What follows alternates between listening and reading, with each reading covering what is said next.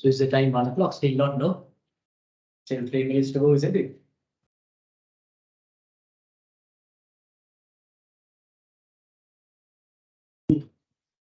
What's the time? Exact time? Is it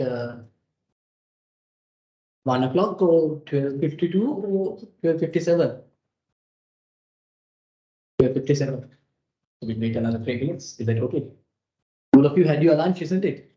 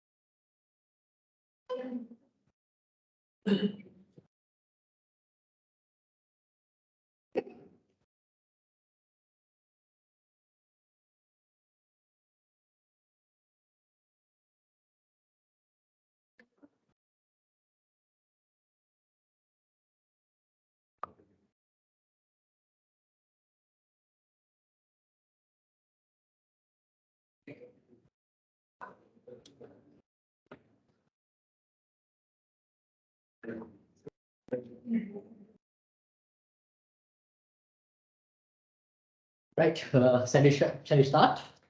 Right, so very good afternoon to all of you and welcome you all for the business economics course unit in your degree program.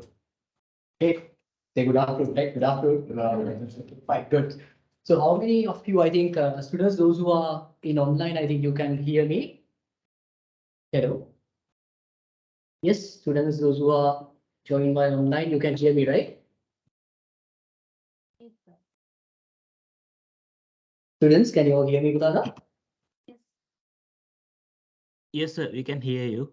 Okay, fine, good. So if there is anything, you can ask, huh? Fine, good. Right. Okay, so how do you feel? I think it's nearly 7 or 8 weeks. 8 weeks or 7 weeks. Yes, how many weeks? It's 7 weeks. So how do you feel? Feeling good? Marvelous.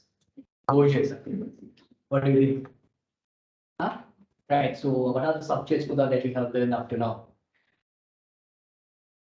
What are the subjects that you have learned up to now? Business statistics, good.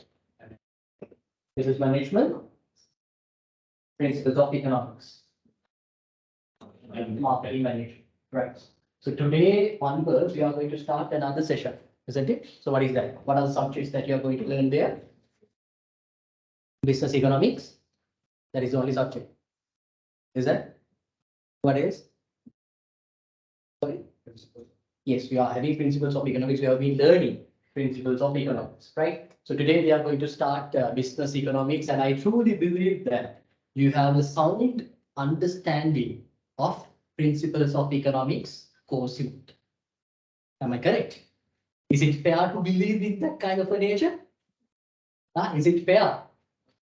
Right. Okay. So we'll see. We'll see. Right. So you can ask any questions from me. Yes, those who are in the virtual platform, you can ask any questions from me. Right. No issues. When I'm discussing the things, when I'm doing the lecture, you can ask any sort of the things from me, and you can interrupt me and ask any questions. Right.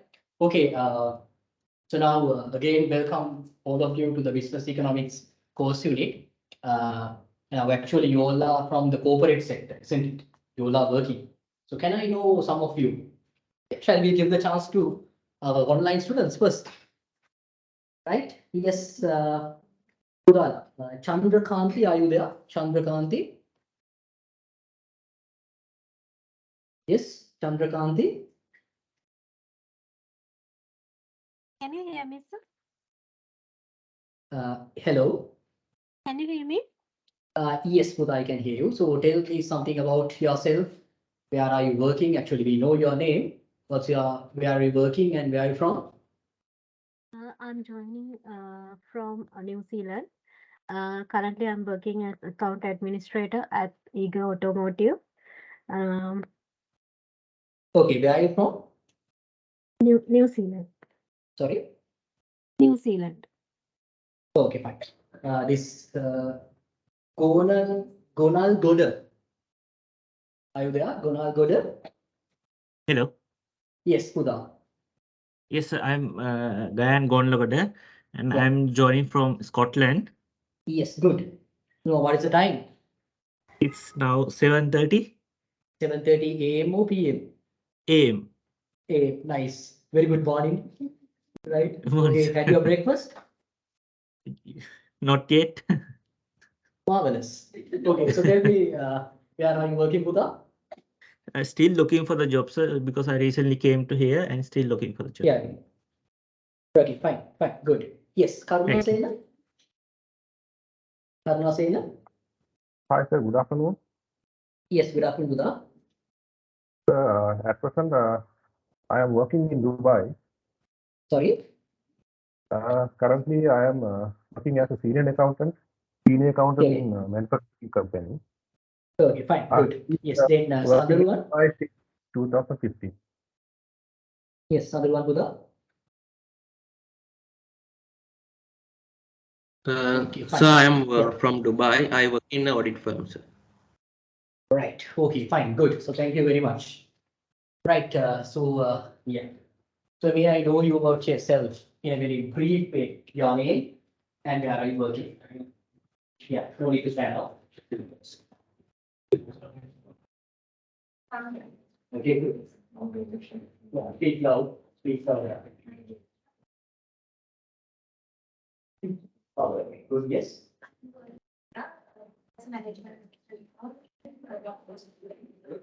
I'm Shalith, working as the senior assistant. Okay, good. I'm working as a teacher at Fund Knowledge College. Good. Yes.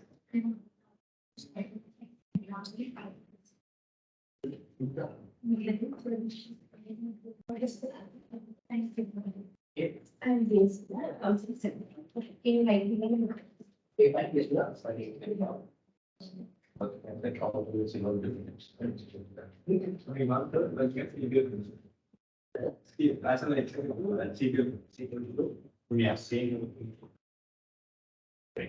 fine. Takshira, finance and technical complexity, regulatory functions.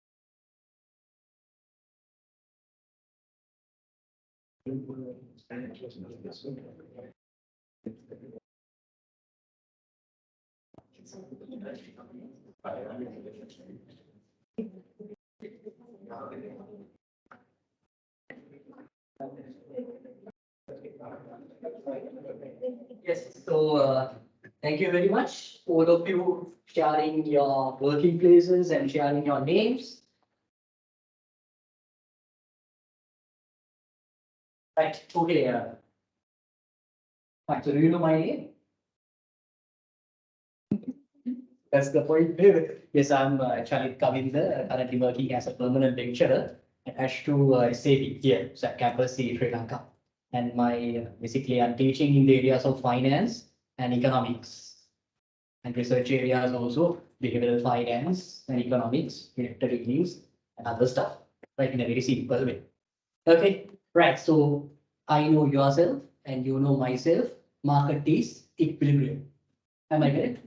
Market is equilibrium. So we can continue the things. Okay, so now you know that when it's come to the corporate sector, now you all are working, right? You all are working, and when it's come to the corporate sector, this corporate sector needs Buddha, a particular person who is having academic qualification plus professional qualification plus experience.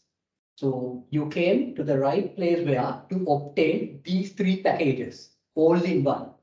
Right now, you all have a professional qualification. Some way, I think some of you are doing it, right? So you can continue and complete it. And here we are providing the academic qualification plus the experience, right? So all in one, right? All in one. So that is the corporate sector needs: academically qualified, professionally qualified, as well as the experience, right? So I think the good decision to come here to accumulate those three elements, right? Those three elements.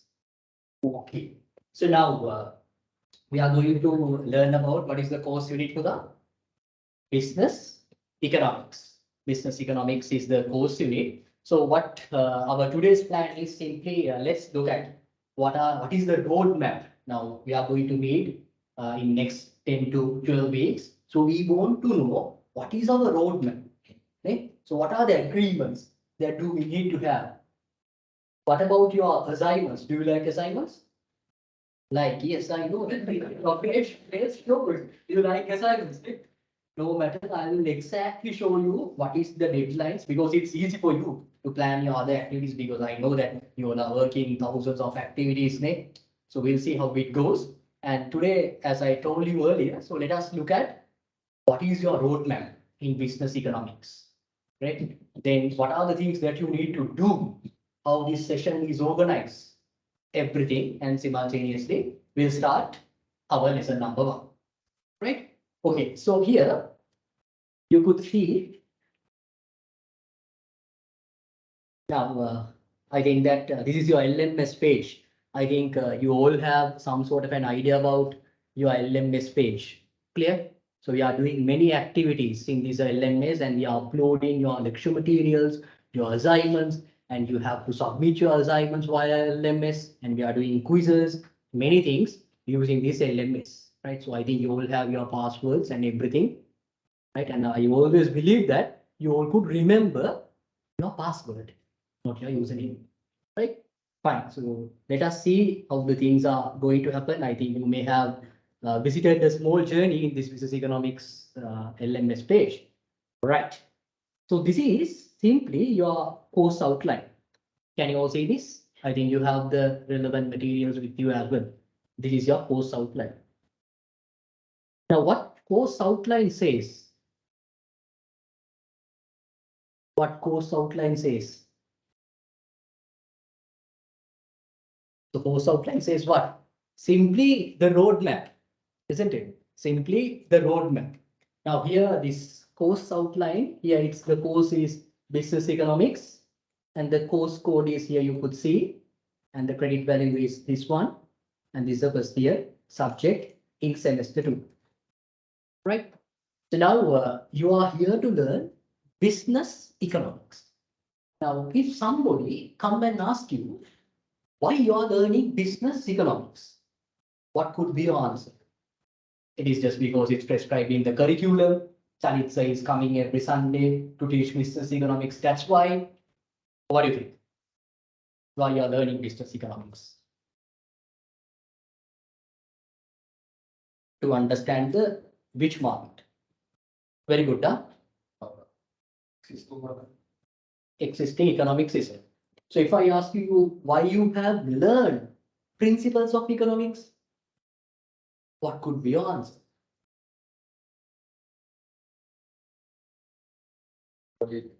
Yes, to get the basic knowledge. So when it comes to business economics, is it advanced knowledge?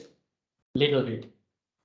So simply, you are learning a particular course unit. So simply, we are saying when it comes to the university language, university terminology, so we don't have subjects. We are having course units. So simply, you are learning business economics course unit to achieve these learning outcomes. right? Learning outcomes. So here you could see overall learning outcomes, meaning once you complete this entire course unit, business economics with me for next 10 to 12 weeks, you should be able to perform these things. Clear? To perform these things, you need to know and you need to learn business economics. Clear? So what are the things that you are going to know here? Right? So here you could see you are going to know about discuss how economists use economic theory, graphs, evidence in their work and analytical tools for business economics. Still, you don't know. But in the future, once we complete that one, you will be able to. Clear? Then the second thing, what you are going to learn here, discuss how the companies or firms choose their production levels to maximize profits. There are different types of production level, and as a manager, you need to know which maximize your profits. Right? So you are going to learn that one as well. Are you getting what I'm saying? If I am too speed, you can ask me, right? Am I too speed? Too low? Moderate? Below average? Lower the average? Okay, fine. Right. So the third one, the third learning outcome, right? The third learning outcome is describe the mechanisms of market economy in which business firms operate and to analyze the market structures.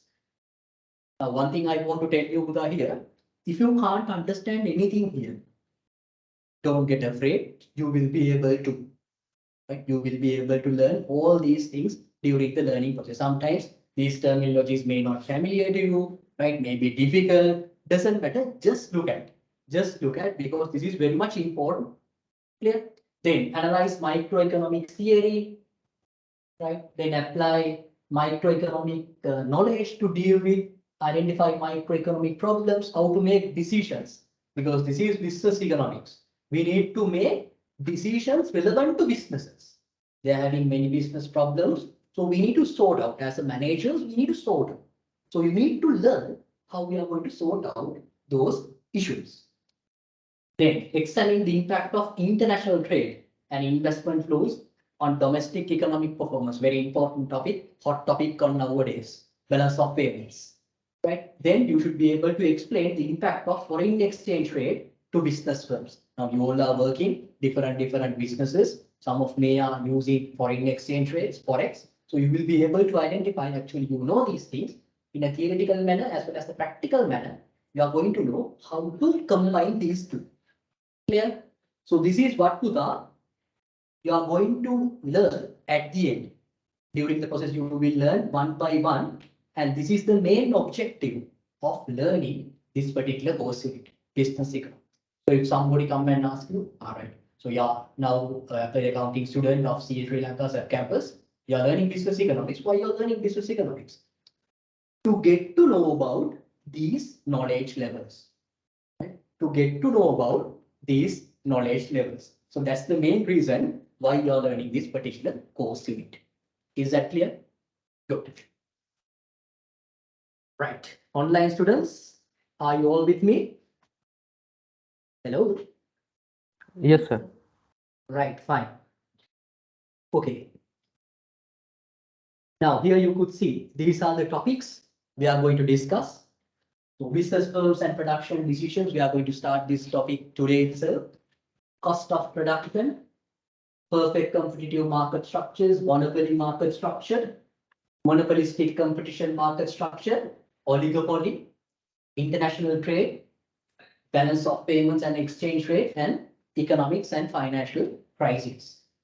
So these are the 9 topics that we are going to learn during our lecture series. Right.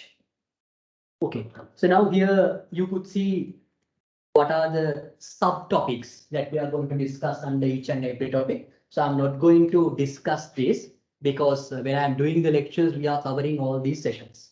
Right now here, for an example, you could see our first topic is business firms and production decisions.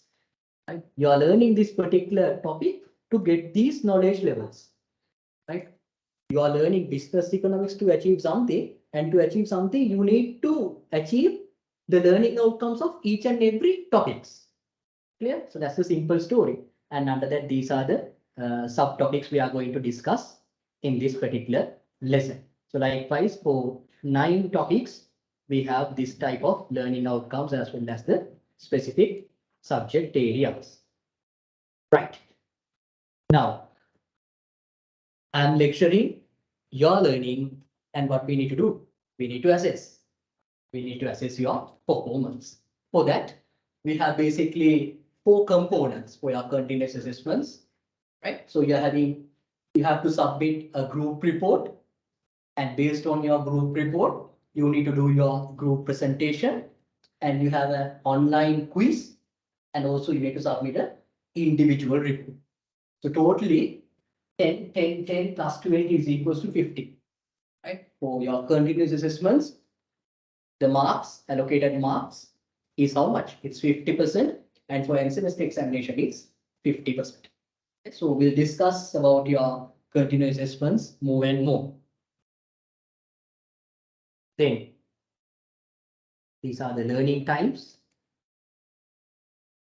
And here you could see how each and every 9 topics could help to develop your skills.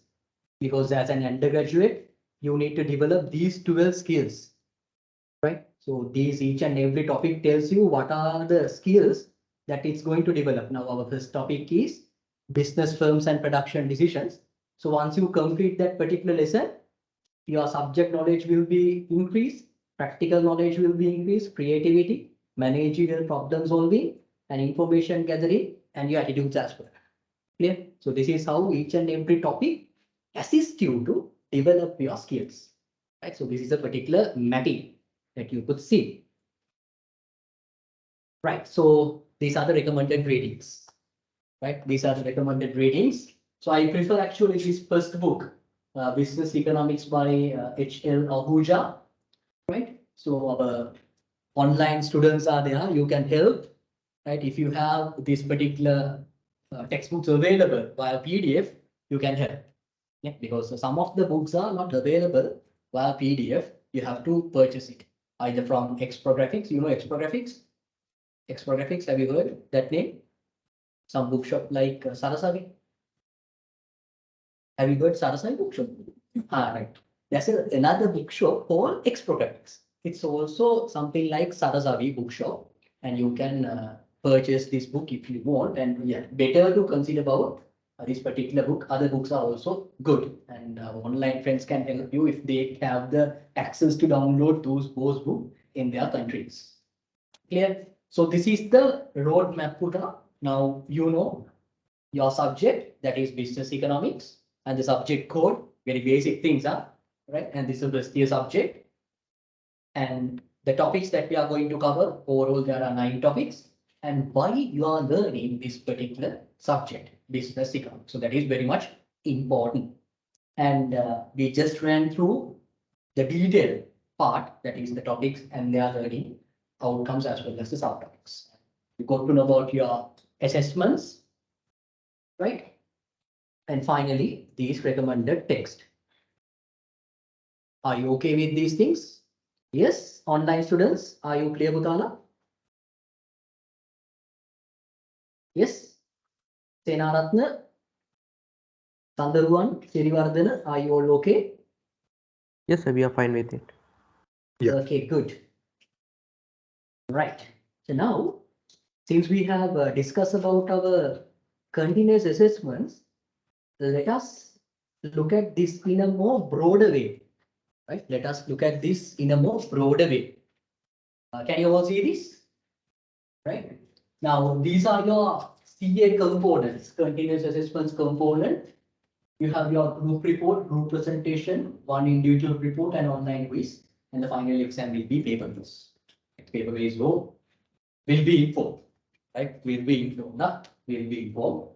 And here you could see Buddha, because I know that you all are busy, right? I know that you all are busy. This is the plan, right? This is the plan, right? So you could see here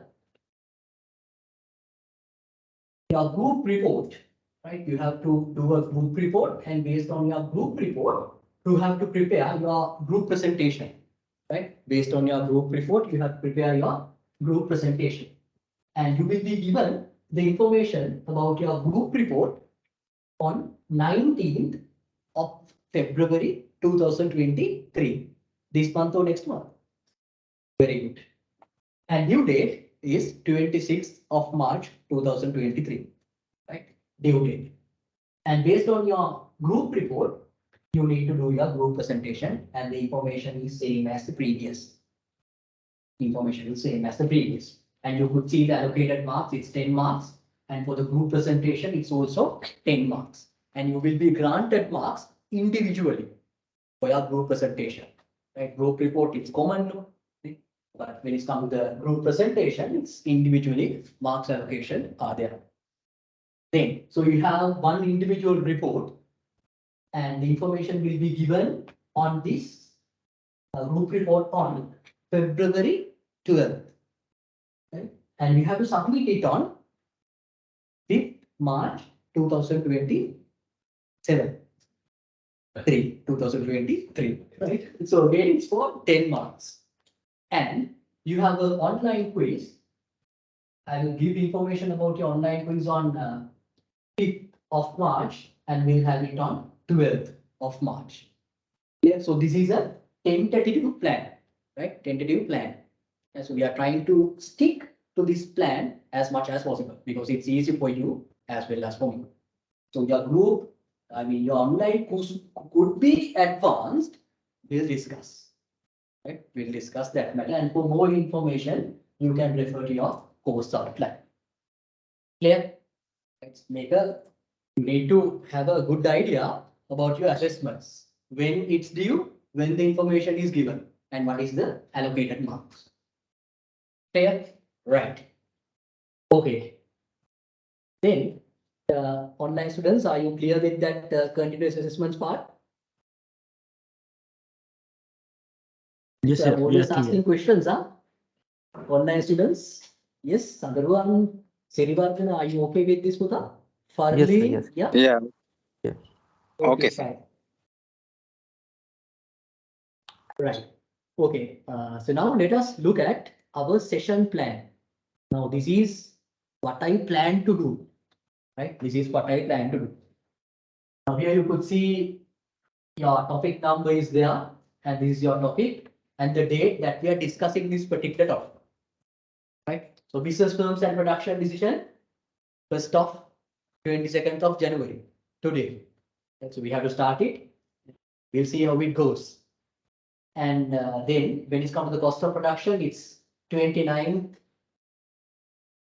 of January, 12th of February.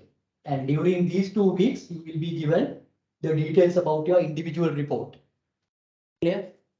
Then you are going to start your third topic, perfect competitive market structure. And during these 2 weeks, you will be given the details about your group report and presentation. What is the structure? How you need to do your presentation? Everything, right? Crystal clearly. Clear? Good. Then monopoly market structure on this week, hopefully.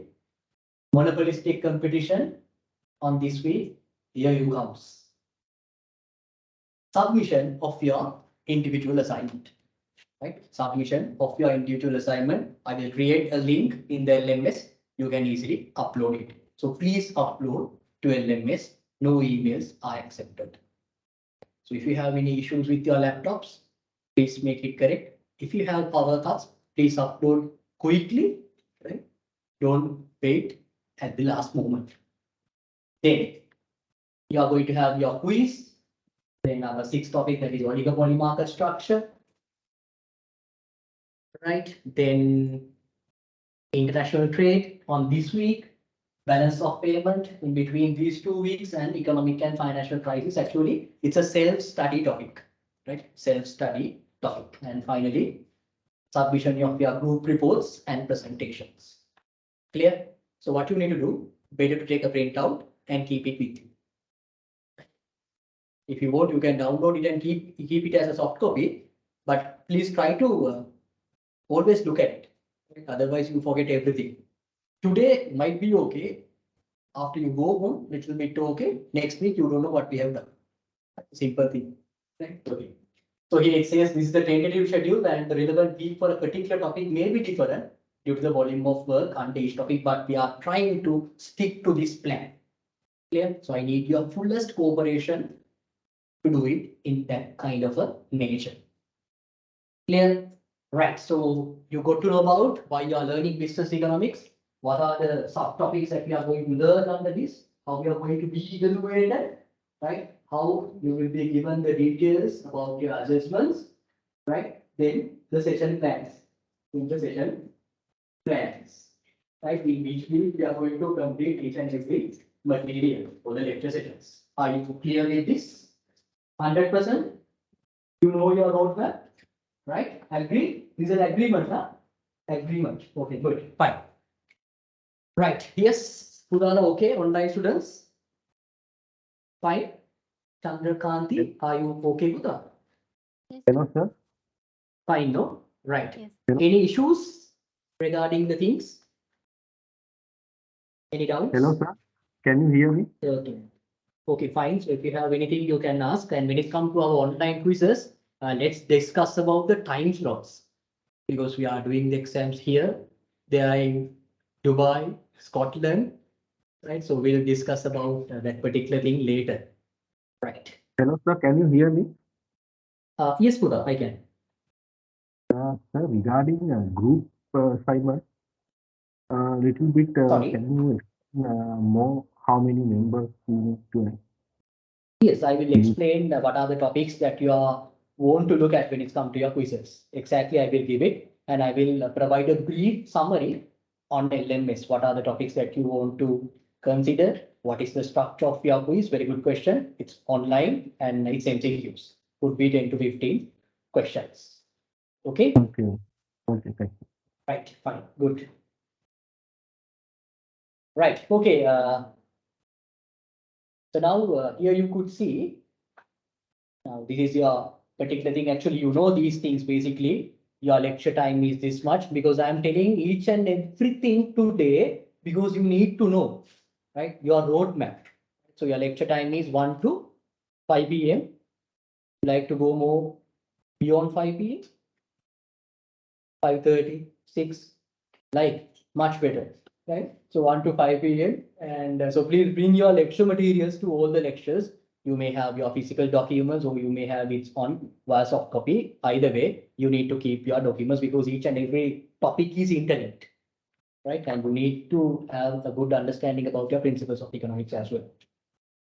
Right. So mode of delivery. Now, you know that when it's come to the mode of delivery, Buddha, now this is purely student centered.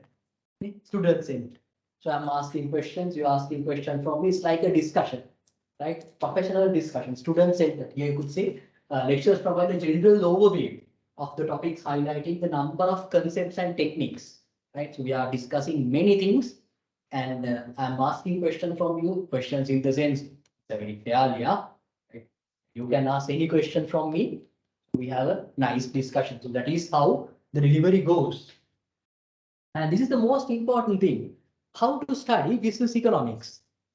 Right? How to study business economics. Now, please read these things and tell me what is the most important thing or important out of that. What is the most important thing?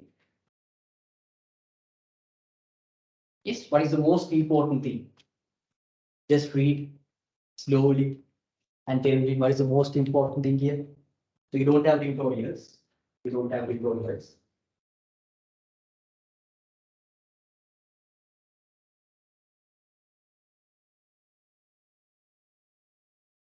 And these are roadmap. Huh? You need to know what you have to do.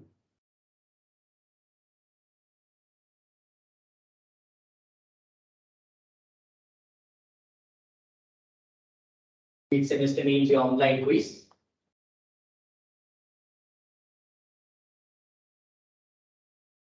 So what do you think? What is the most important thing? Yes, students from Scotland. Yes, had your breakfast? Still no, sir. Yes, Huda from Scotland. What do you Yes, think? What sir. is the most important thing? First one, do the self-study. Do the self-study. Yes, okay, good. Karuna Sen, Huda, what do you think? Yes, Karuna Sen. Is Senaratna? Senaratna, are you there? Yes, sir. Yes. What do you think? What is the most important thing out of these? I can't see the screens, but I think the one is before last. Right, okay, The one, fine. yeah. Right, okay. Yes, what about others? So let's ask from physical students. What do you think? What is the most important thing here? Seek help early. Because it has been highlighted in there.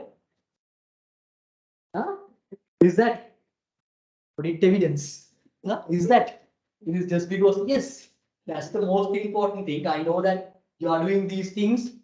I truly believe that you will do, right?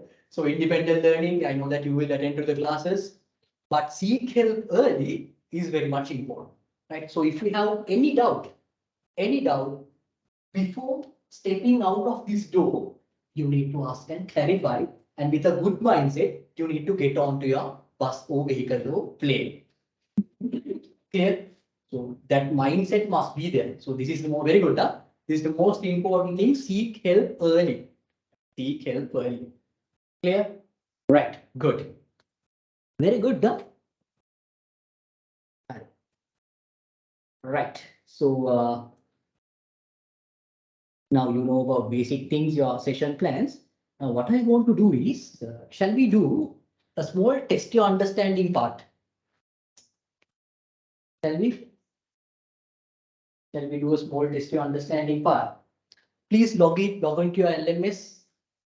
Please log into your LMS immediately. Yeah? Yes. For students, yes, those who have logged in, please log into your LMS Putala.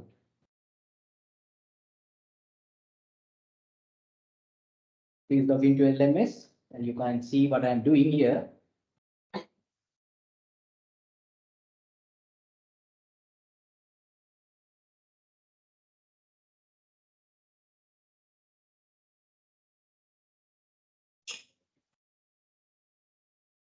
Yes, have you logged into your LMS? LMS area the country. Right. So here you could see under your session plan, there's a particular part called test your understanding. Right. So click on it. Right. So I'll be giving you, let's say, 5 minutes to complete this. Is that okay? 5 minutes, huh? 5 minutes to complete this. You can attempt.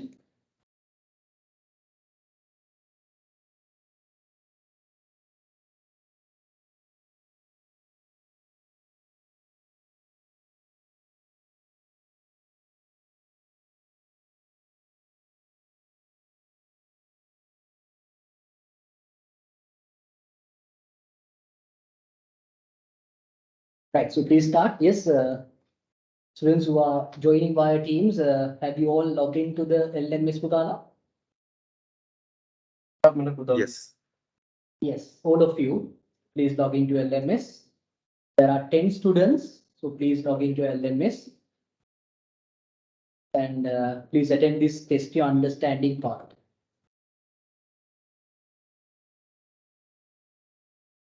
Can you all see the questions? Then attend very simple questions. Very simple.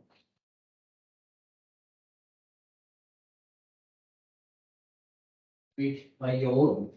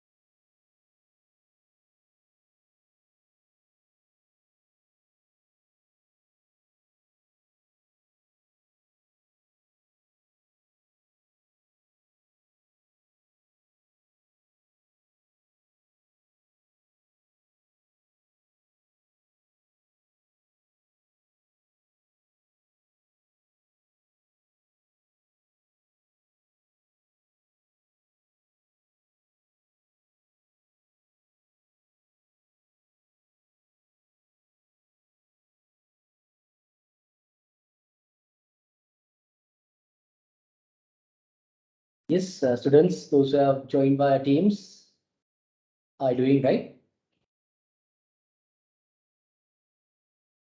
I think very close.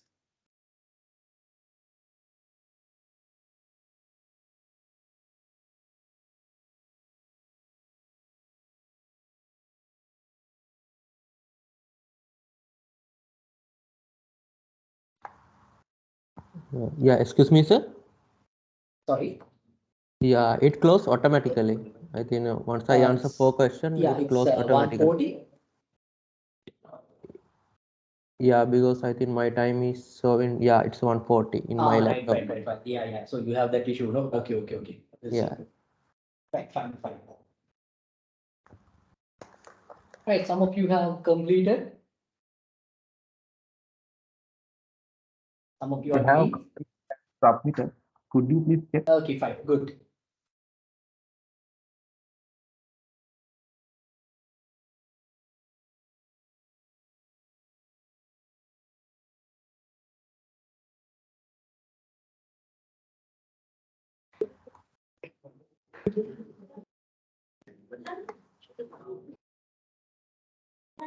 And so you can evaluate yourself, isn't it? It's very simple questions, isn't it? Simple, nice questions. Graphically, we can visualize. Isn't it?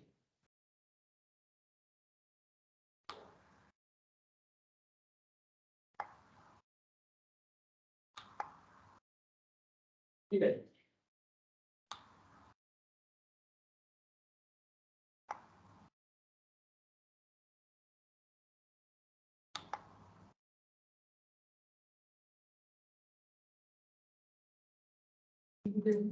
Let's see how many of you all are finished. Still in progress.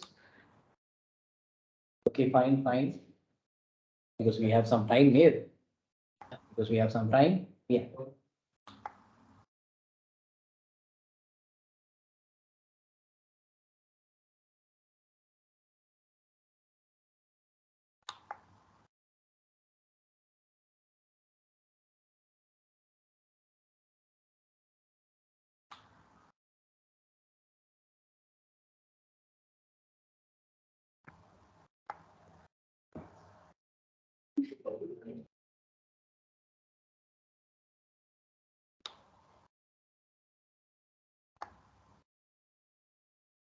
Now, two students have scored in between 9.5 to 10.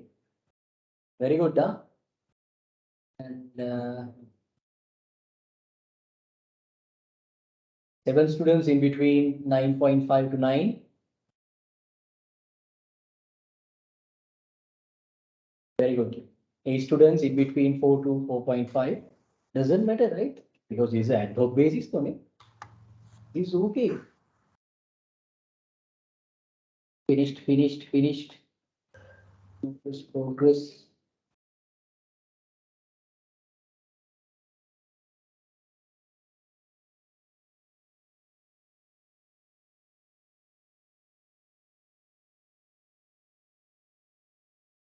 Now I think all are finished, isn't it? Done. Good. All of you have finished. Let's look at page number 2. Done. Good. Right, so this is your overall result. Right. In a graphical mode.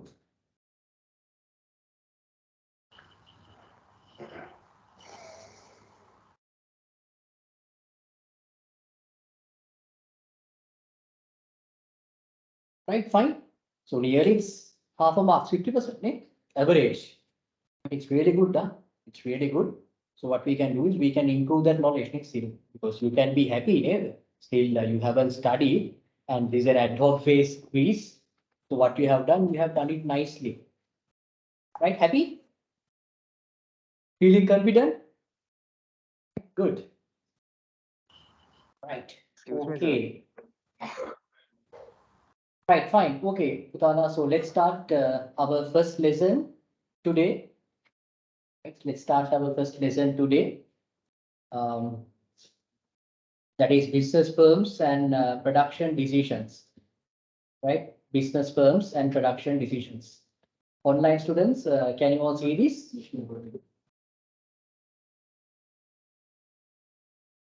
Yes. Online students, can you all see this? Yes, sir, we can see. Okay, fine.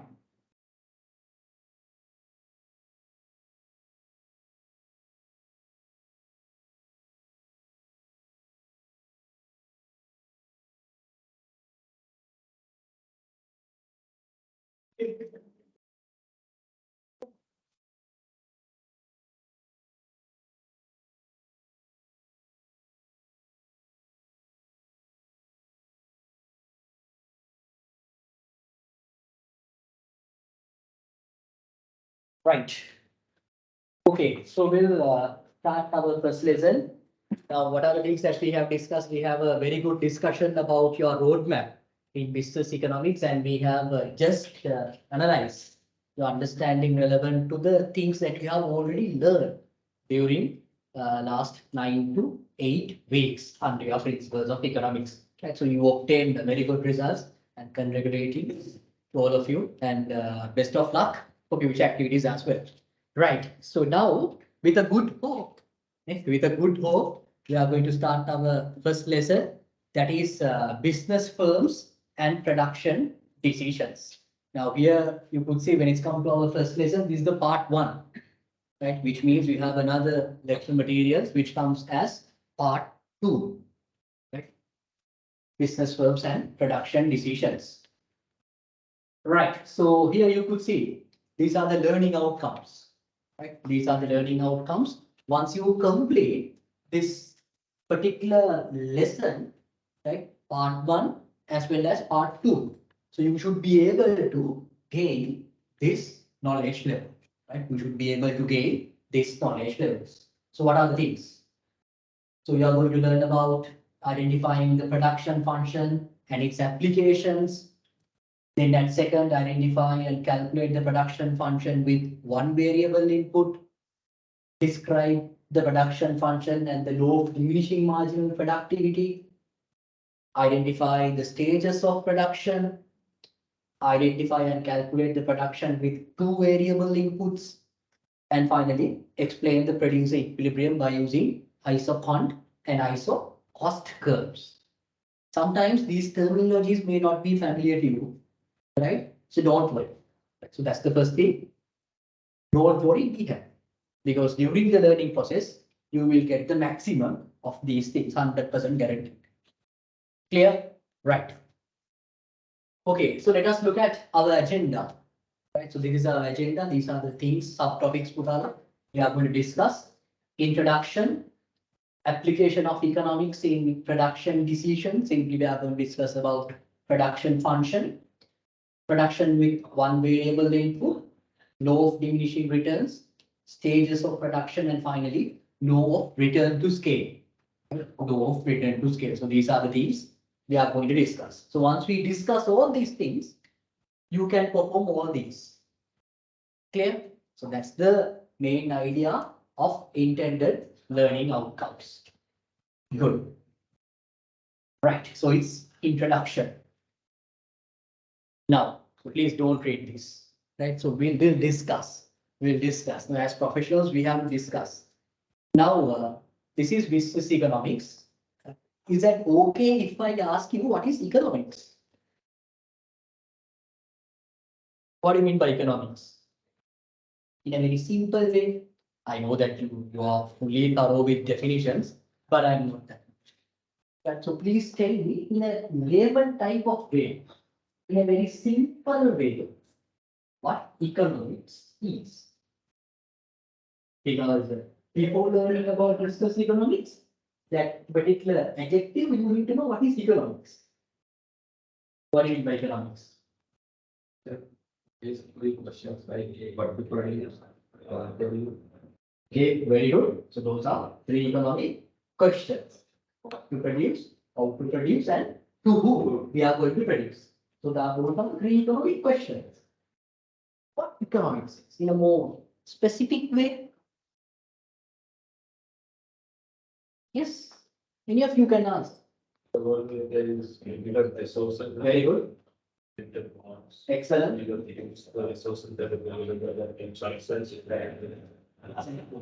Exactly. Very good. Right now, you know that when it's come to this world, what do you think about the resources? Are resources limited or unlimited? Okay. Resources. Resources are there. Yes, team students, can you all see these particular words that I have written here? Yes, sir. Yes, can you all see this? Yes, sir. Okay, fine. Right. Right. So now if you look at the resources that are available, those resources, what is the basic feature of the resource? It's limited, right? The resources are limited. Resources are limited. Simply, it's scarce.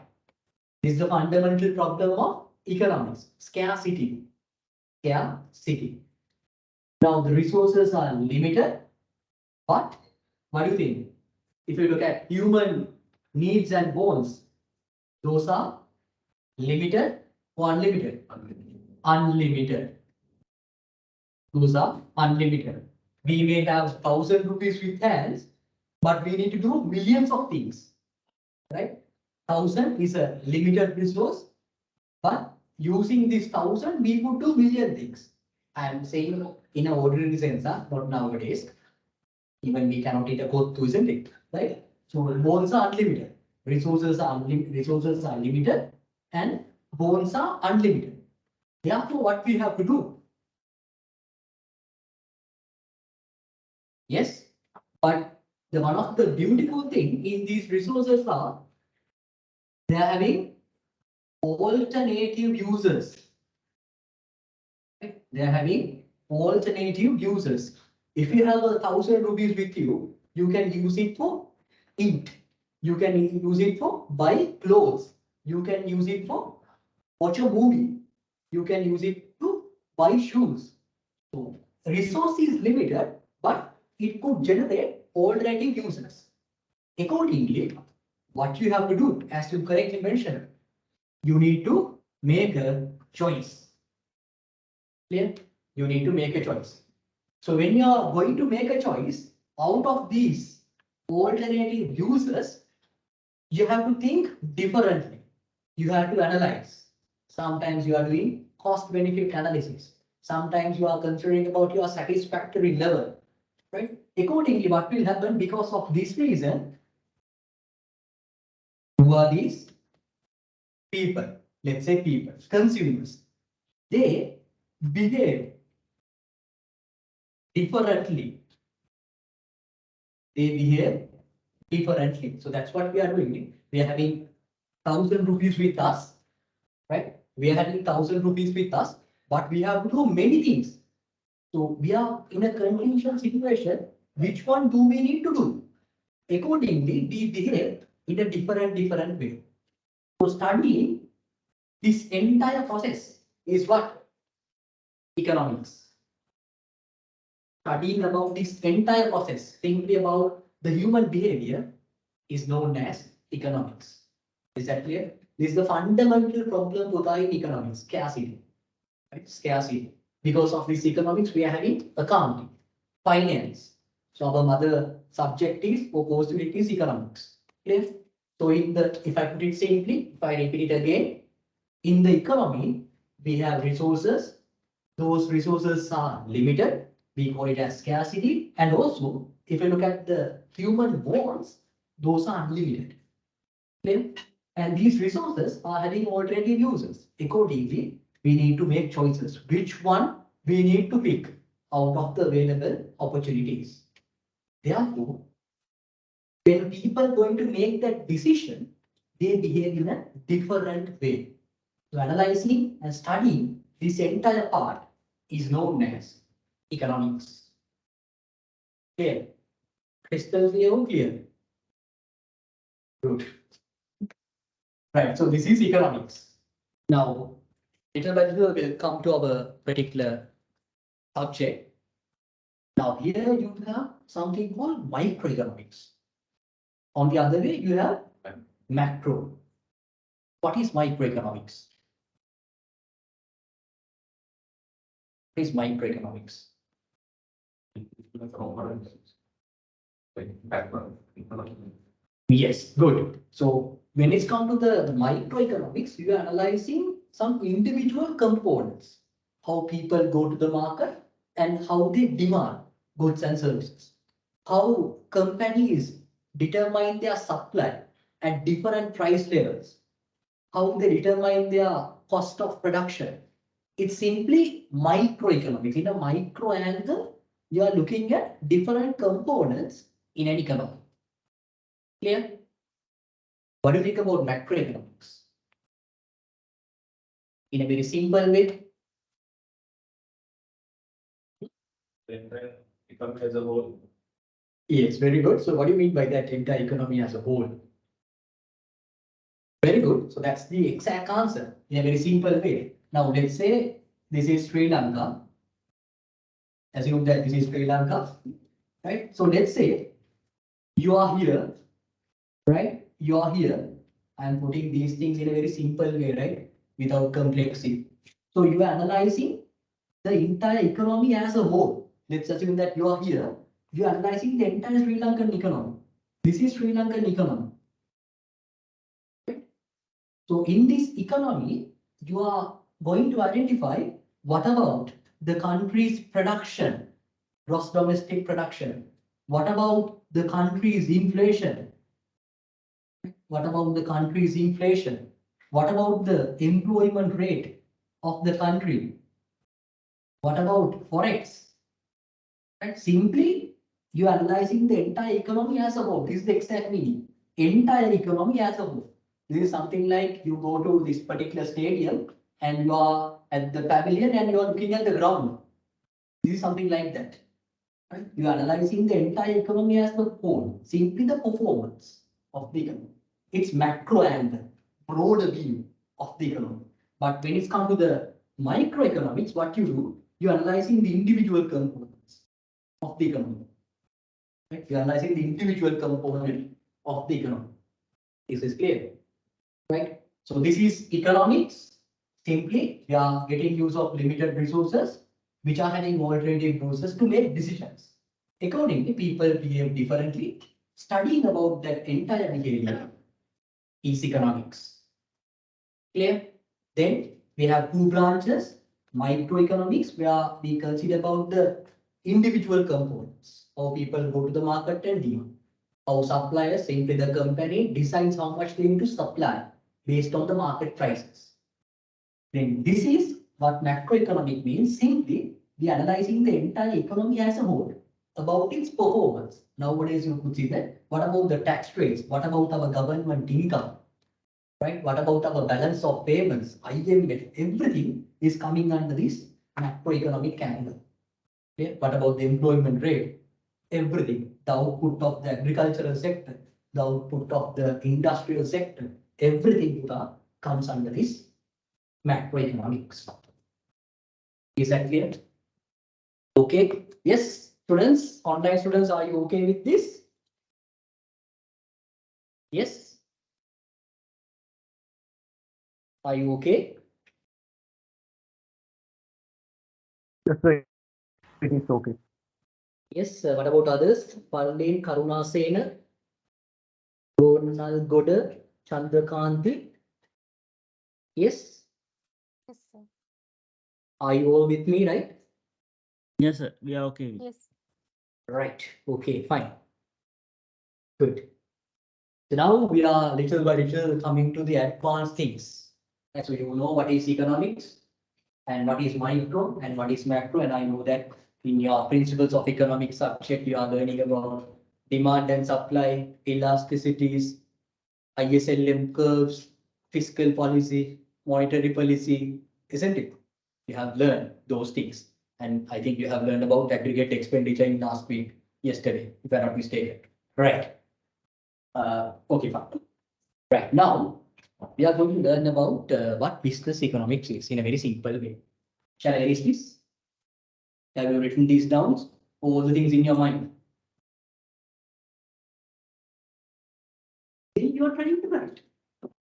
Is this clear? Right. Shall I erase this? Fine. Right. Because basic things, no, micro, macro.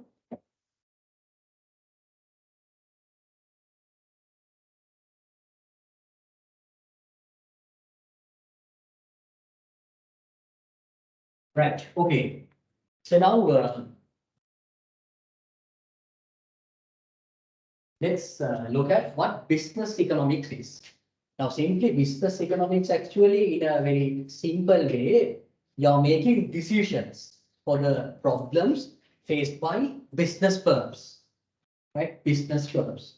Now, we want to learn this in a theoretical manner. We know the practical aspect, but we need to know the theoretical aspect of this business economics. Right? In a practical sense, we are saying yes, making decisions or making solutions to the problems faced by companies, right? Making solutions for the problems faced by companies in a very simple way. Right. Now, tell me one of the problems that faced by a particular company.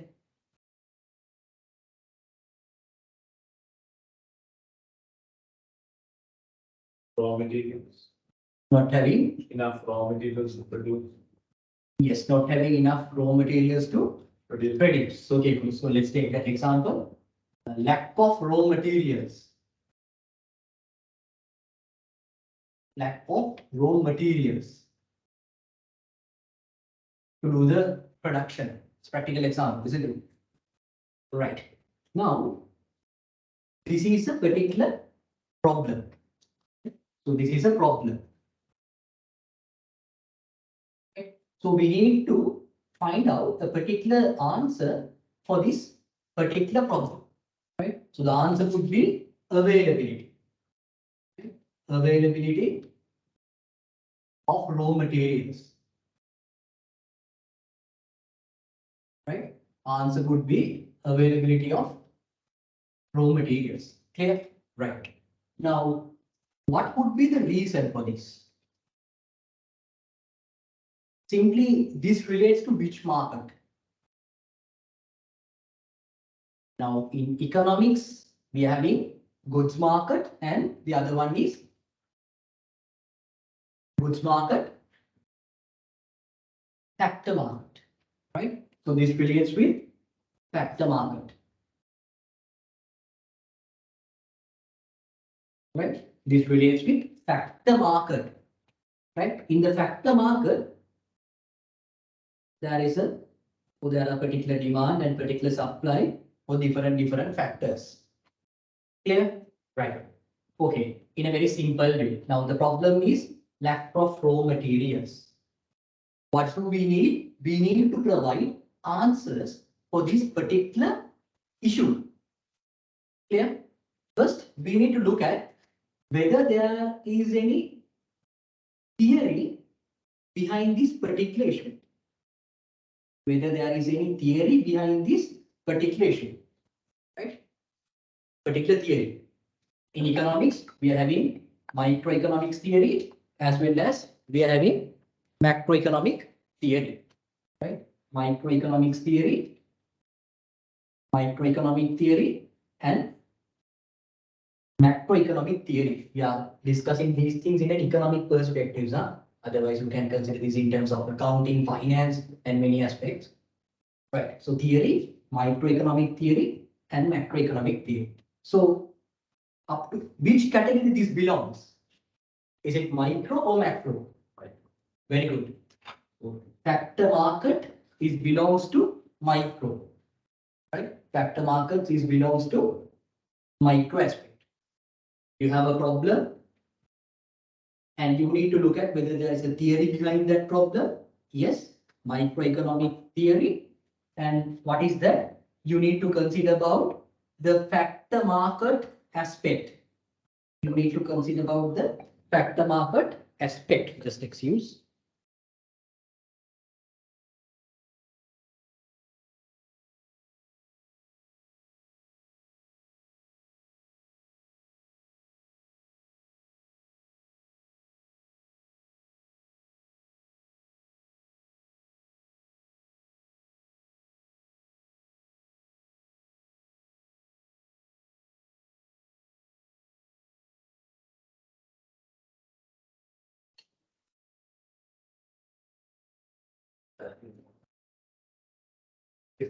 right? Okay, sorry.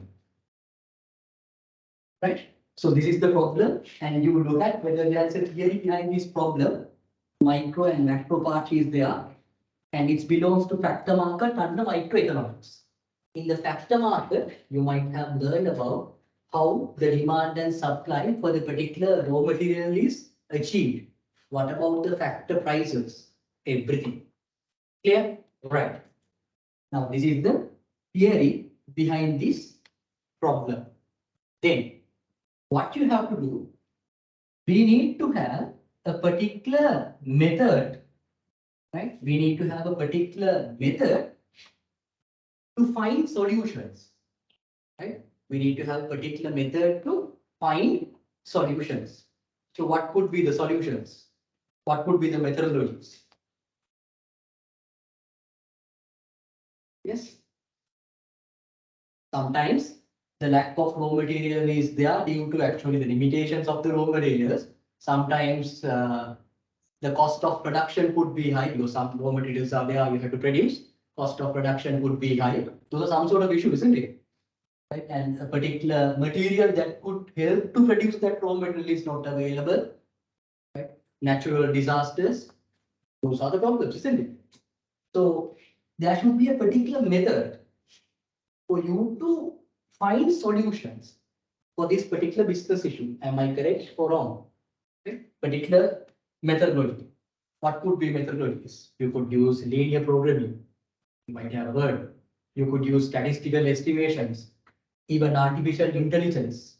Right? Artificial intelligence, it's coming under the supply chain disruptions. Right? So you could use some such kind of techniques to analyze this problem. To analyze this problem, we are using a particular methodology to analyze the problem and to provide solutions. Clear?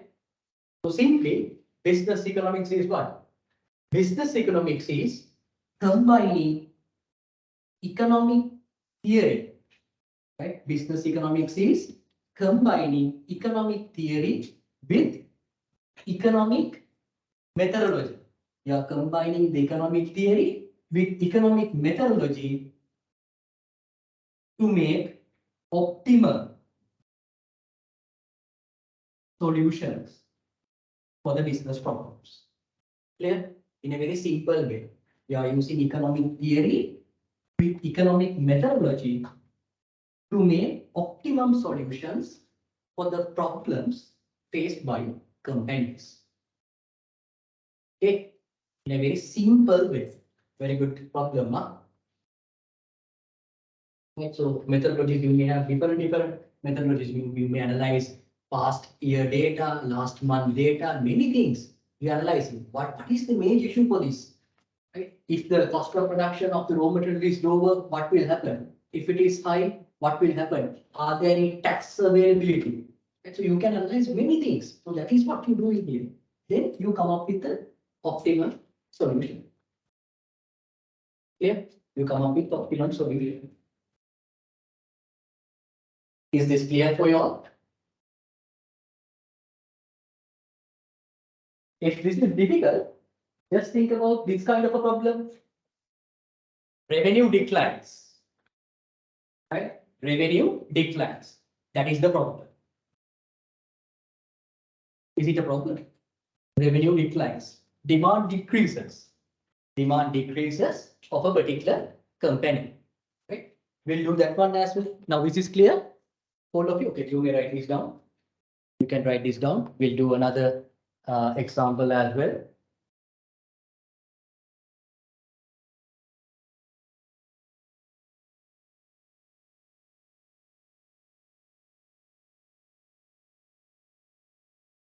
Yes, students, are you clear with this? Online students? Yes, online students, are you okay with this? Yes, sir. Yes, Karunasena, Parleen, Senaratna. Yes, sir. It is clear. Okay, fine, good. Another one.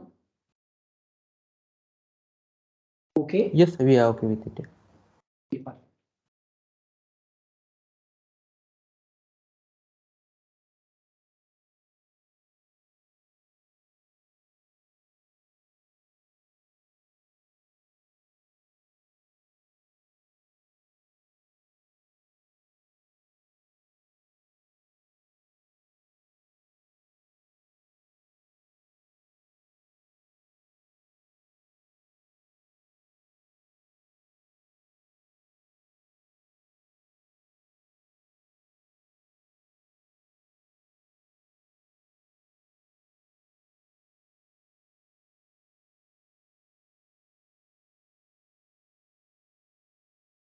Right, so if you have any doubt, you can ask. Any question?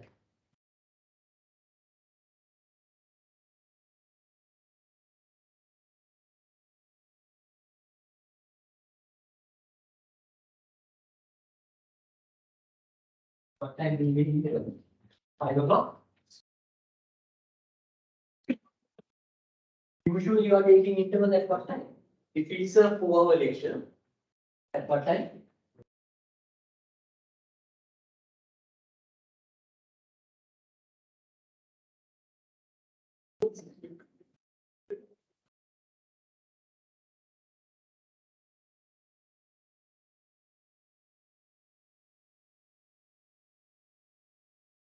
Right, okay. Right, so let's look at another example. Right, let's look at another example. Yeah. Fine.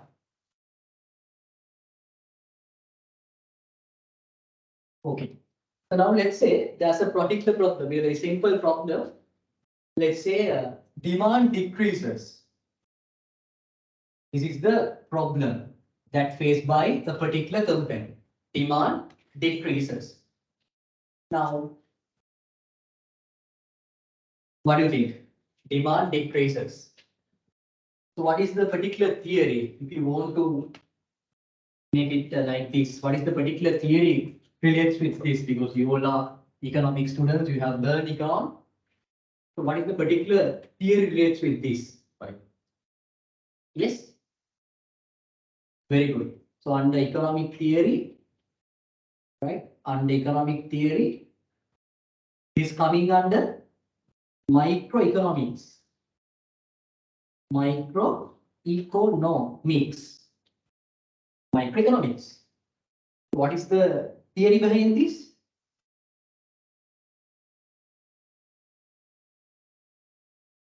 Law of demand. Very good. So this is simply law of demand. Right? Law of demand. Okay. So here it says when the price is higher, demand is lower. When the price is lower, demand is higher. So there could be many reasons for this demand decreases. Could be quality issues, right? Would be difficulties of reaching the customers, issues with the marketing, right? Let's say the prices are higher. This is the problem faced by a particular company, that is demand decreases, and the relevant theory for that is microeconomics. The theory is law of demand, and this is what law of demand states. Okay. First, you need to clearly identify the problem and the relevant theory behind it. Clear? Right. So you might have done, you are doing these things for the accounting, I'm pretty sure that. Right. So this is the particular theory. Now what you do, you will discuss with other managers and simply you get some past data and you analyze. Right. So during last month, these are the products that we have sold and these are the prices. Likewise, you get your output data, simply your sales figures and the prices. Then you do a simple analysis. We call it as regression analysis. Simply you do. Then you can analyze. If you increase the price of your product, what about the change in your demand? Likewise, if you increase the price of the product by 1 rupee, what about the change in the demand? Will it be higher or will it be lower? A lot of statistical techniques are available. And also you can check whether you decrease the price by 1 unit, what will be the change in your demand. Likewise, you can analyze. That is what we know as methodology. That is what we know as methodology of economics. You can analyze. Statistical techniques are there. You can feed the data and you can get an idea. And even you can predict. By analyzing, by getting this kind of a result, you can predict what will happen in the future. We have neural networks, machine learning. By embedding those data into such kind of systems, you can analyze what will happen. Even nowadays, we are predicting stock prices as well. It's very difficult, but to some extent. So this is the economic theory, and this is the methodology. So you are combining these two to come up with optimal solution. According to the result, it says if we increase our price of the product, the demand decreased by 50%. That could be the result. Accordingly, you can make decision. You can make at which percentage do we need to increase, whether it could be 1 rupee or 50 cents. Yeah. So simply, business economics says this. You are using economic theory with economic methodology to come up with optimum solution for the business problems. Clear? Good. Now here it says, you could see this, business economics is concerned with the application of economic theory. Look at this, application of economic theory, right? So you know economic theory, and here there's a particular theory. And methods, look at that. This is the method you are using: regression analysis, linear programming, simultaneous techniques, and the game theory, right? Methods to the analysis of decision-making problems faced by the companies. Simply, this is the graphical illustration of this particular definition. The graphical illustration of this particular definition.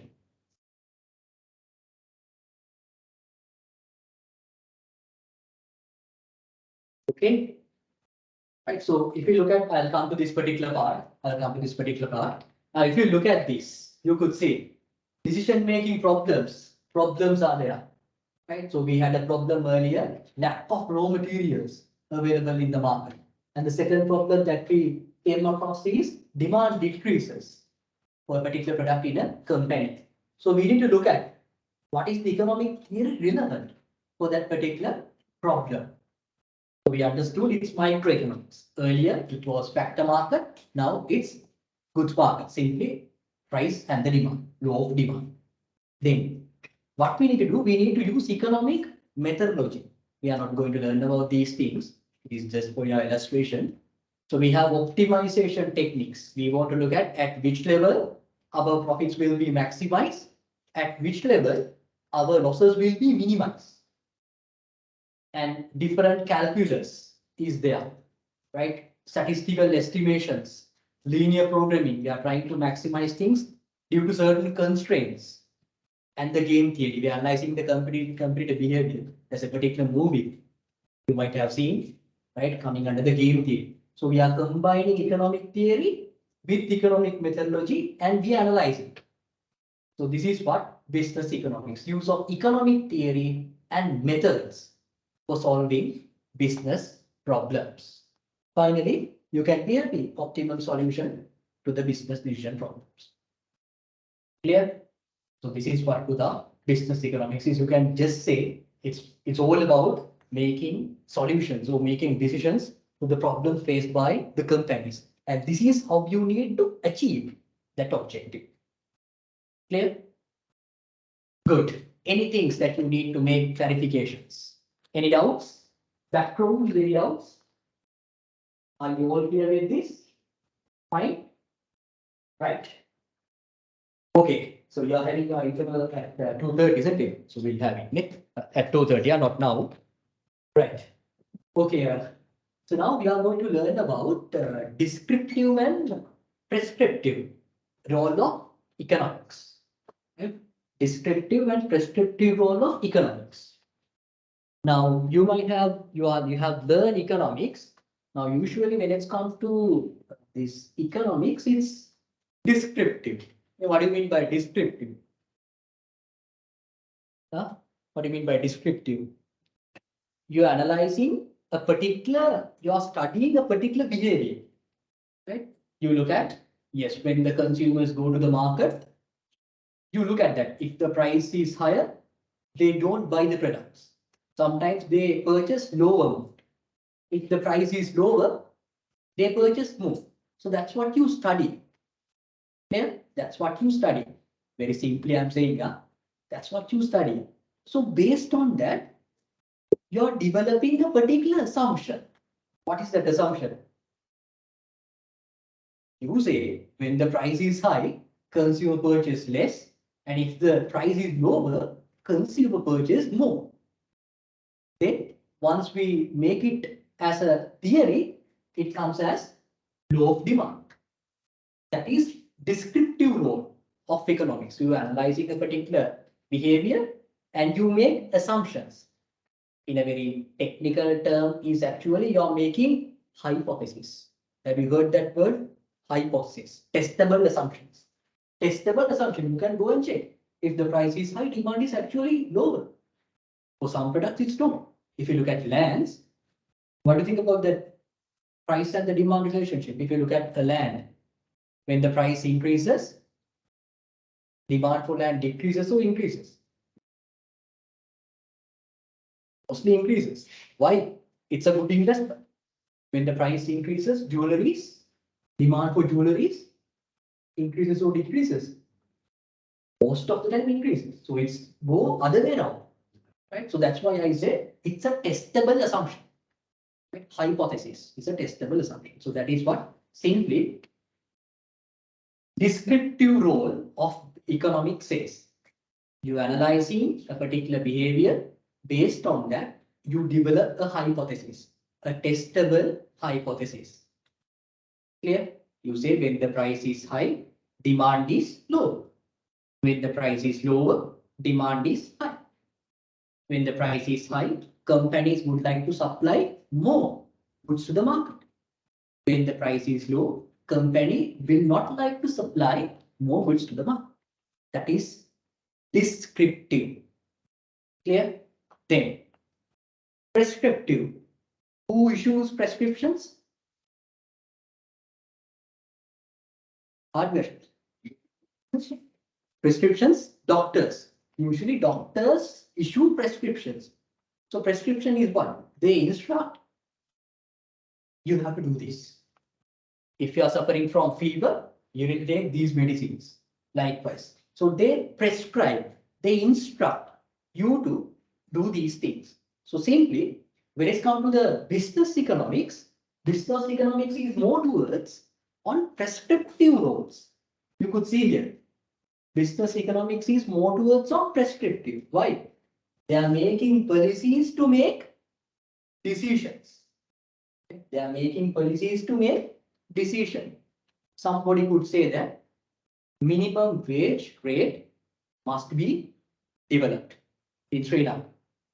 Education must be given at a free of charge. That's someone's opinion, right?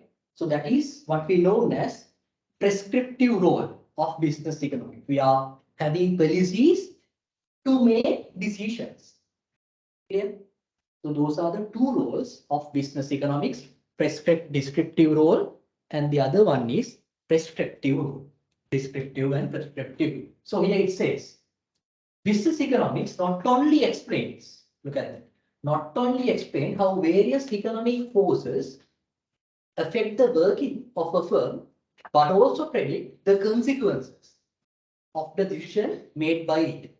If you increase the price, your demand will drop. Okay? If you increase the price, you may have more revenue.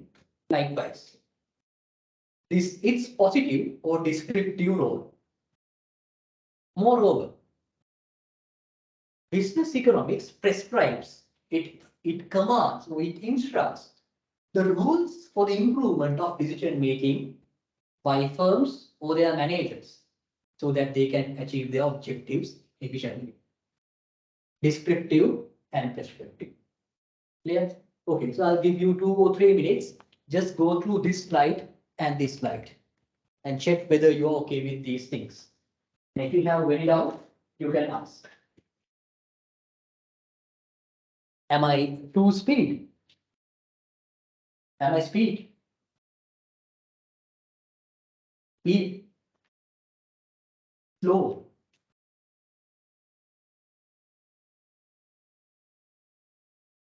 Okay, fine. Yes, team students, are you okay with these things? Yes, Fernando.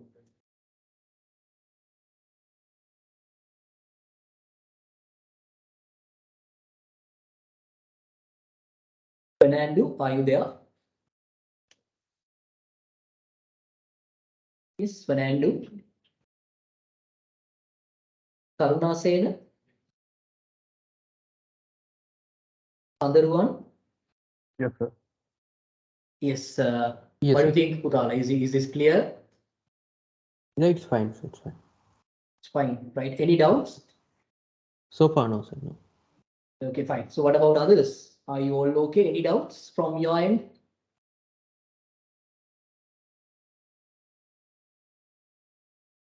Right, Yes. okay. So please read the first 2 slides. I'll give you 5 minutes for that.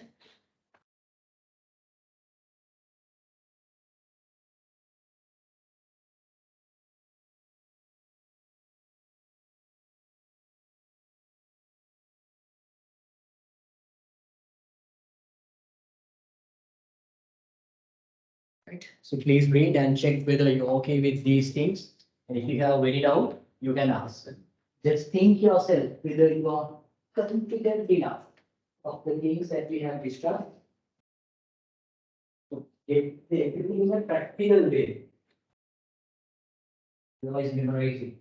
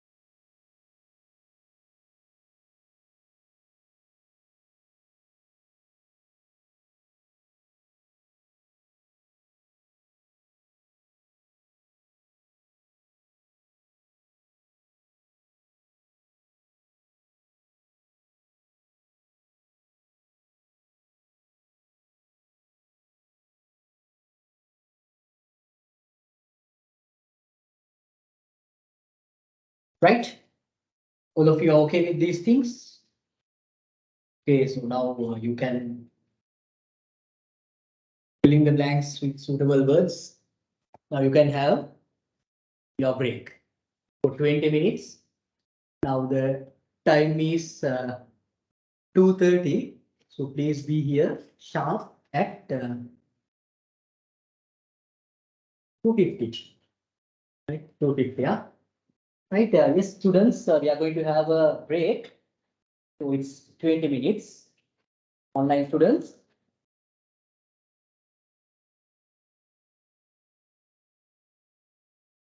Yes, we are going to have a break and it's 20 minutes now. So please be here within 20 minutes. Okay, thank you.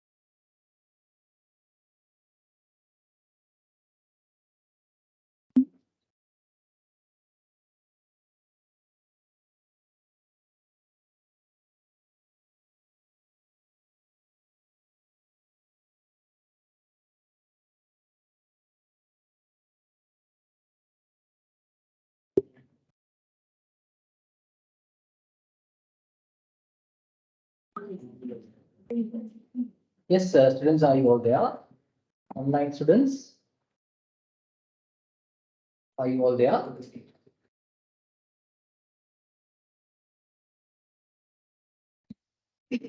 Karuna Sena, Senaratna, Kandaruvan. Yes, we are back, sir. Right, good.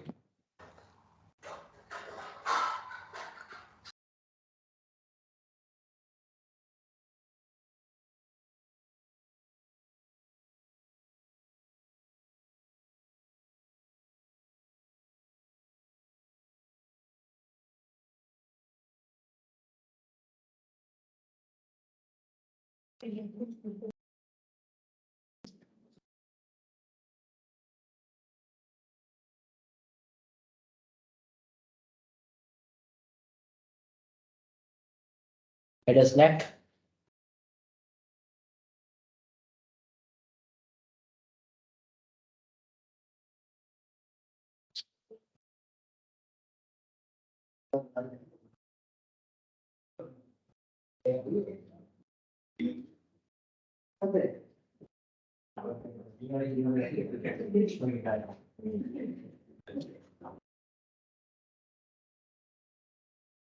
Right, okay.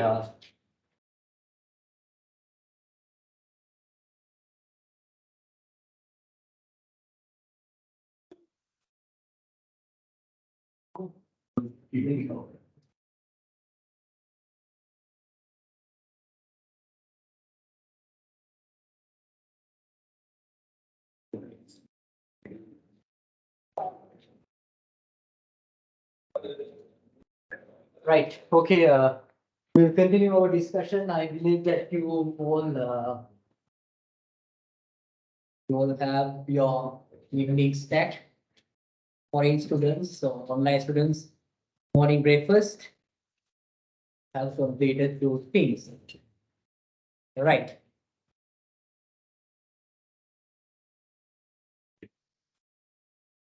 Okay. Right. So we'll continue now. You know what business economics is? It's simply the application of economic theory with the methodology to make decisions. And you know the descriptive role as well as the prescriptive role of economics. Right. So now we are going to learn about application of economics in production decisions. Application of economics in production decisions. Specifically, we are going to learn about production function. Production function. Right. Okay. Now, here it says the supply of a product depends on its cost of production. Right. If I put it very simply, now we are discussing about the production function with one variable input right? Production function simply says the relationship between the output and the factors of production. That is the production function. The relationship between output and the inputs. That is what we know as production function. Here you have L, K, D, simply land, labor, capital, and entrepreneurship. The relationship between your inputs and the output is known as production function in a very simple way, right? So here it says at the very beginning, you could say that the supply of a product depends on its cost of production, right? What do you mean by that? Supply of a particular product. This is the supply. Here it says supply depends on cost of production. Supply depends on cost of production. What do you mean by that? If the cost of production is high, you're going to supply more or less? Less, because the cost is high. So supply depends on cost of production, and the cost of production depends on two things, right? Cost of production depends on two things. That is the relationship between output and the factors of production. And the second one is prices of the factors. Prices of the factors. Clear? This is a simple story. Next, we are going to discuss about production function, and you want to know that supply depends on cost of production. So if the cost of production is high, you're not willing to supply more to the market. If the cost of production is lower, you are trying to supply more goods to the market. And this cost of production depends on the relationship between input and output, right? If you are using more inputs to produce more output, your cost of production could be high, right? So you need to find out various strategies to bring this cost down and the prices of the factors. And the second one is prices of the factors. If the prices of the factors are high, your cost of production will be high. If the prices of the factors are lower, your cost of production is low. Are you getting what I'm saying? Clear? Right. Good. So that is what here it says. Then here it says. Now what is production? What do you mean by a production? Production is what? You're having inputs, right? Then you're having output. So you need to convert your inputs into what? You are going to convert your input into output. So that is what we know as production. Simply converting your inputs into output. So here it says the act of production involves transformation of inputs into outputs. Likewise, I have explained. Production is a transformation of physical inputs into physical outputs. Same thing in a different way. The output is therefore a function of factors which are also called inputs. So therefore, output is a function of factors. So you are having land, labor, capital, and entrepreneurship. Clear? So output is a function of inputs. Why I have mentioned function here? What could be the reason? Yes? You can provide answer. Okay? You can provide answers. You use nice resources to get out. Very good. Meaning that our output depends. Clear? Our output depends on what? Inputs. Is that clear? Is that correct? Our output depends on inputs. Therefore, we are saying output is a function of our inputs. Clear? Output is a function of our input. Therefore, it says the functional relationship. Look at that. The functional relationship between output and input is known as production function. And it can be elaborated like this. Quantity of output is equals to your inputs, land, labor, capital, and entrepreneurship. Land, labor, capital, and entrepreneurship. So here it says Q is your output. LKD stands for labor, capital, and land. Labor, capital, and land. Right. So here it says the above equation shows that quantity of output produced depends upon, look at that, depends upon the quantities of the factors used. Your output depends on your inputs. Sometimes you are using small number of inputs, but your output is high because you are having that much of efficiency level in your production process.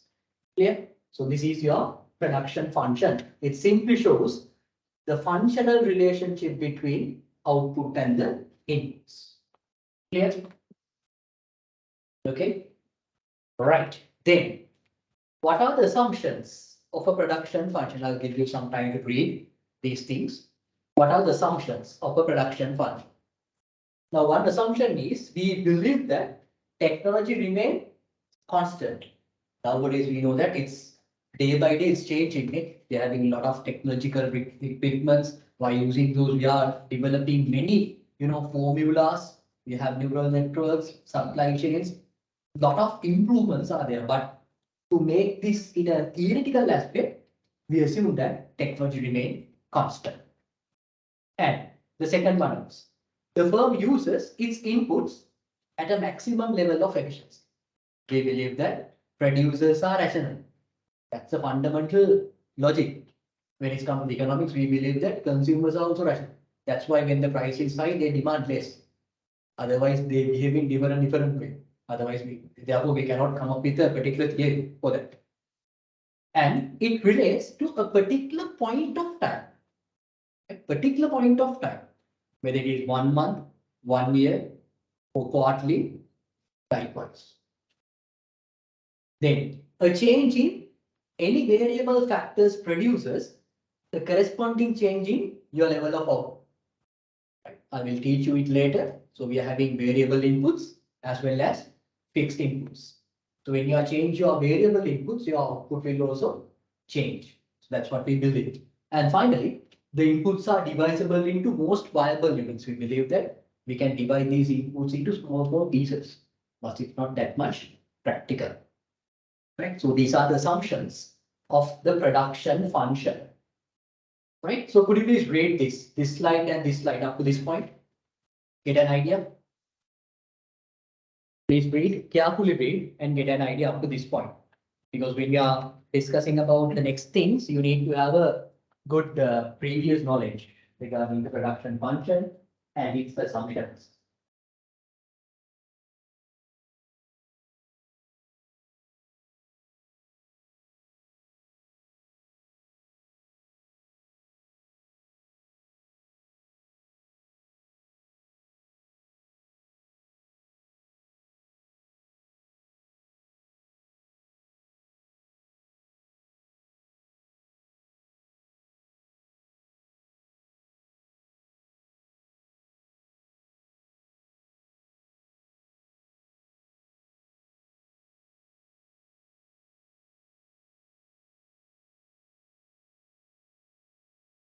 Is online students, are you okay with this?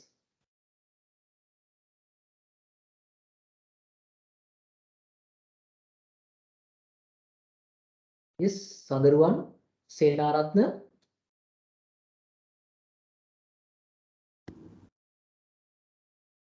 Yeah, it's fine, sir.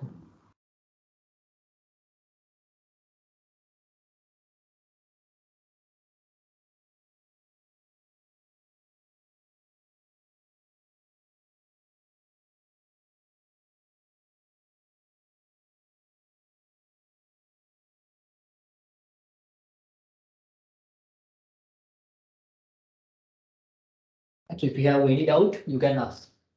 Any doubt, huh?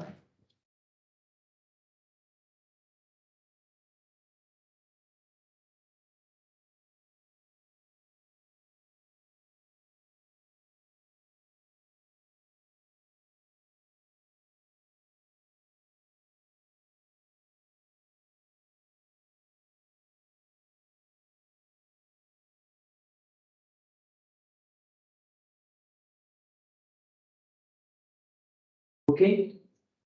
Clear? So what is the production function? It shows production function rules. Anybody know what works? Functional relationship between outputs and inputs. Why that word functional is there? Because output depends.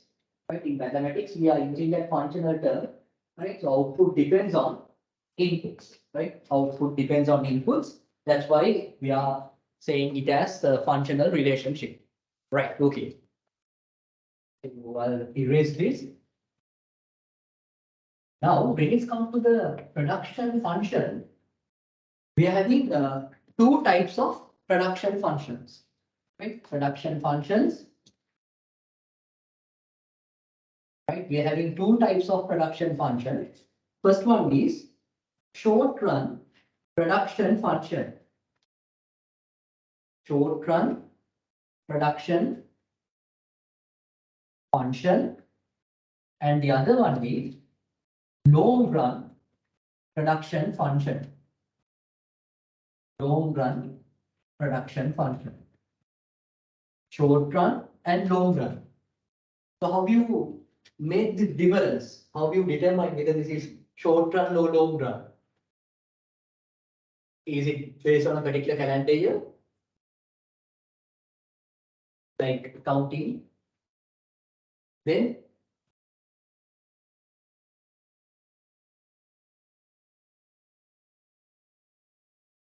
it's based on technology, right? The scale, and basically technology, and short run and long run.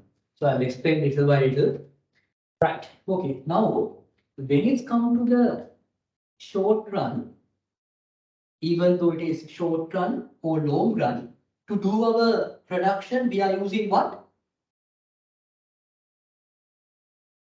We are using inputs, right? To do our production, we are using inputs.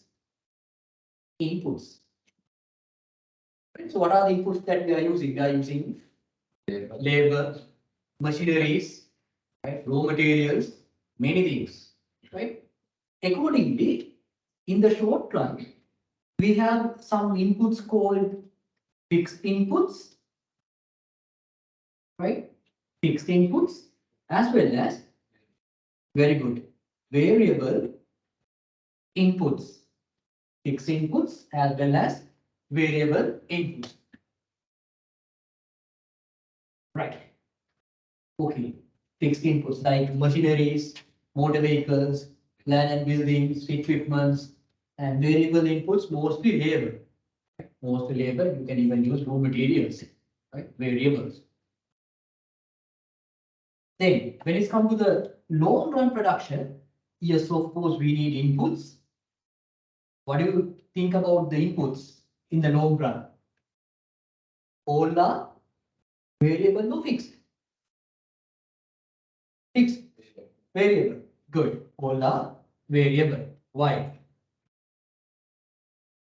Only variable inputs. Even we believe that we can purchase more machines. We can go to another factories. We can rent it out new factories. So that's why all the fixed inputs are converted into variable inputs. Clear? Now, how it happens? How it happens? How it happens? Now, in the short run, we are using both fixed inputs and variable inputs. But when it's come to the long run, all the inputs are variable. How it happens?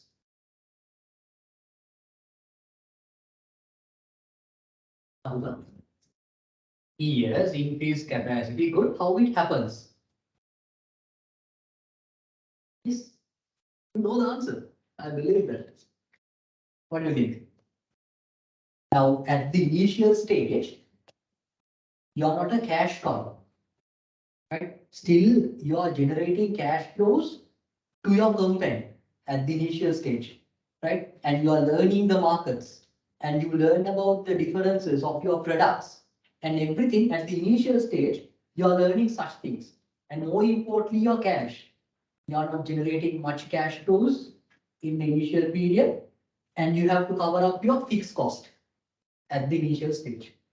But little by little, when you are engaging in this production process, you know how to reduce your cost, how to maximize your profit, how to effectively set the selling price, everything, right? It takes some time. It takes some time for you to understand all these things, right? All these things. Then after some times, now your cash flows are okay, right? Cash flows are okay. You are generating huge amount of cash flows. Your cost of production is also lower. Then you are in a position to decide whether to expand your business in terms of fixed assets, including machineries, lands, and factories. Clear? So that is what we know as your long run production. Clear? That is what we say your long run production, meaning that you can even convert your fixed input into variable inputs. But initial stage, if you have this much of a factory, only 50,000 units can be produced. But when you are generating more cash flows, you realize that, yes, old days I couldn't do this, but now I'm generating cash flows, better to expand the factory. Understood? Better to expand the factory. So meaning that you're operating in your long run. Clear? So that is how we simply differentiate this short-run production and long-run production, and that is how your inputs are all become variable in the long run. You have enough cash flows. You can do whatever you want, but initial stage, you can't. You can't play because you need to identify the market. Domestic market, who are your customers, right? You need to reduce your cost because the fixed cost is there, right? You need to recover it, you need to generate sales. You have to wait. You have to wait some time. But after that, you can expand your hands. That is your long run. Is that clear? Good. Accordingly, when it's come to the short run, our output depends on, yes, of course, our inputs, right? But we have fixed cost, fixed inputs that does not change, and also variable inputs which are changing. Okay? In the short run, we have a fixed input which is not changing, and also we have a particular input which is changing. But when it comes to our long run production, right? Long run production, all our inputs can be changed. All our inputs can be changed. Your short run period is the time at which at least one of your input is fixed. Here, one of your input is fixed.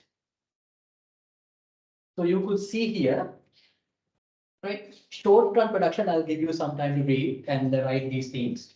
Short run production function. When the quantities of some inputs such as capital and land are kept constant, those are the fixed parts, it remains constant, and the quantity of one input such as labor is varying. So you could see here, labor is there, B means variable inputs, you could say labor. Then, this is your short run production. The short run production is the subject matter of law of diminishing returns, which is also called law of variable proportions. So we need to make a correction here. It must be law of variable proportions, right? Law of variable proportions. Because the newest word that we are saying is law of variable proportions. So we'll see what is this law of diminishing returns or law of variable proportions later. Now here you could see, this is your short run production function. At least one input is fixed, right? At least one input is fixed. Here you could see this, here is fixed. So this is law of variable proportions. I will explain it. Then production function by varying all inputs, and it is called the long run production function. You can expand your inputs. Accordingly, you don't have any fixed inputs, right? So this is the function quantity depends on these inputs, land, capital, labor, all are what? Variable. And in the long run, the producer facing a particular thing called law of return to scale. So we'll see what is that, right? Right. In the short run, producer face a particular issue called diminishing returns. Still, I haven't taught you it. We'll see what is that. When it's come to the long run, Buddha, they are facing a particular thing called law of return to scale. Clear? Right. So please read up to this point, and you can write these things down. Please check whether you're okay with these things. If you have any doubt, you can ask.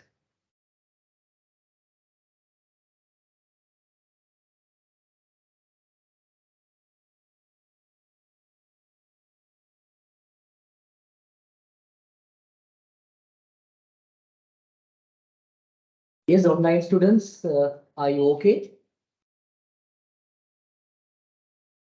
Yes, Farley, I don't know whether I'm pronouncing your name correctly. Yes, Farley, are you there?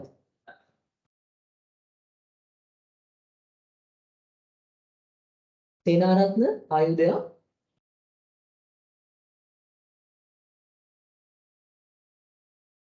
Sadaruan,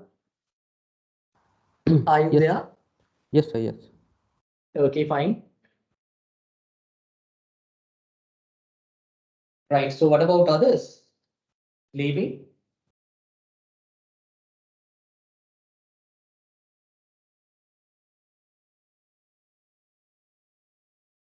Yes, Chandrakanti, are you there? Yes, sir. Yes, sir. Right.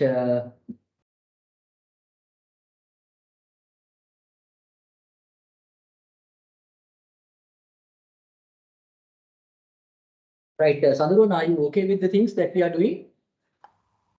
Yeah, it's fine, sir. Fine. Right. Yes. Students, what about your views? Is it okay, clear up to now? Read out, you can ask.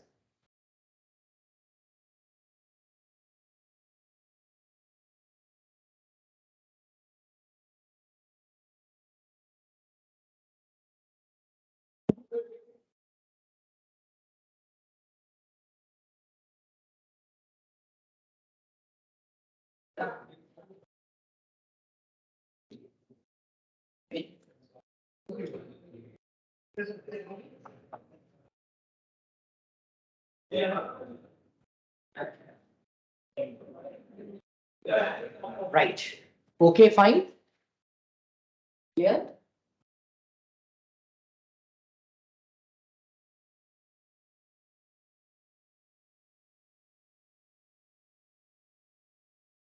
Okay, right. So now we are going to learn something called these very simple things, concepts of product. We have something called total product, average product, and marginal product. So what do you mean by total product? The output that you could generate by using your inputs. You have, let's say, for a simplicity, let's say you have labor units, and this is your output. So you have, let's say, 100 laborers, and the output is 1,000. And if you are having 200 laborers, your output is 1,500. So simply, total product means the output that you could generate by using the given available laborers, given number of inputs. Yeah, that is your total product. Total. Average product means what? How many output that the one particular labor could produce. So when we are making decision, we need that per unit base, right? So average product, how you calculate it? Average product is equals to your total product divided by quantity. Yeah, your total product, let's say here is 1,000 divided by 100, it's 10. Meaning that one laborer would produce how many outputs? 10 units of output. That is your average product. So here it says average product of a factor is a total output produced per unit of factor employed. Per unit. Per unit. This is how you calculate total product divided by number of units of a factor employed. Then the other one is marginal product. This is your average product, marginal product. What do you mean by marginal product? Marginal product equals to change in your output divided by change in laborers. If you increase your labor unit by 1, what would be the corresponding change in your output? Clear? So let's say when you are moving from 10 units, 1000 units to 1500, your output has been changed by 500 and your laborers have been changed by how much? It's 100. Accordingly, it's 5. That is your marginal product. If you increase your laborers by 1 unit, what is the corresponding change in your output? It's 5. If you increase 1, you can produce 5 units. Clear? So that is the meaning of that. So we need to have a good idea about this. The average product, marginal product, and the total product. Okay. Clear? Back rows, are you okay? Any doubts? Ask something. Ask something. Ask something. Create a doubt and ask something. Create a doubt and ask something. You want to go home? Huh? Then you. What do you do? 5 seconds. 1 more. 1 more.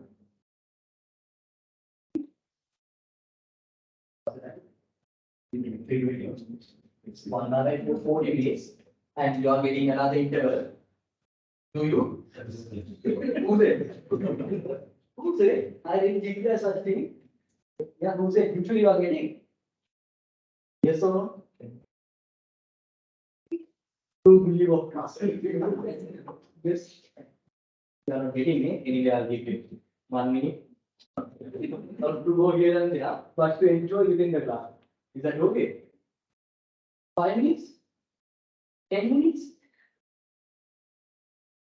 Do you like to finish 10 minutes earlier without taking that interval?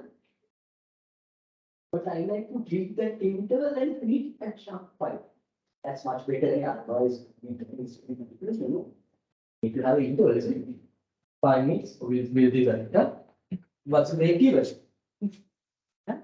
Break even? 4, 5? Break even, nah? Right, okay. So this is your total product, average product, and this is your marginal product. Sometimes you might know these things, that's why exactly I know. What is this? Is this? What is this car? Maruti. BMW. Okay, fine. Right, so the production function. Here you could see. Right, so this is your production function. Now we'll see the behavior of these curves. Right now, you have seen that in our earlier discussion, we learned about what is our total product, what is our average product, and what is our marginal product. Right? What is our marginal product? Right? And here you could see. Right here you could see.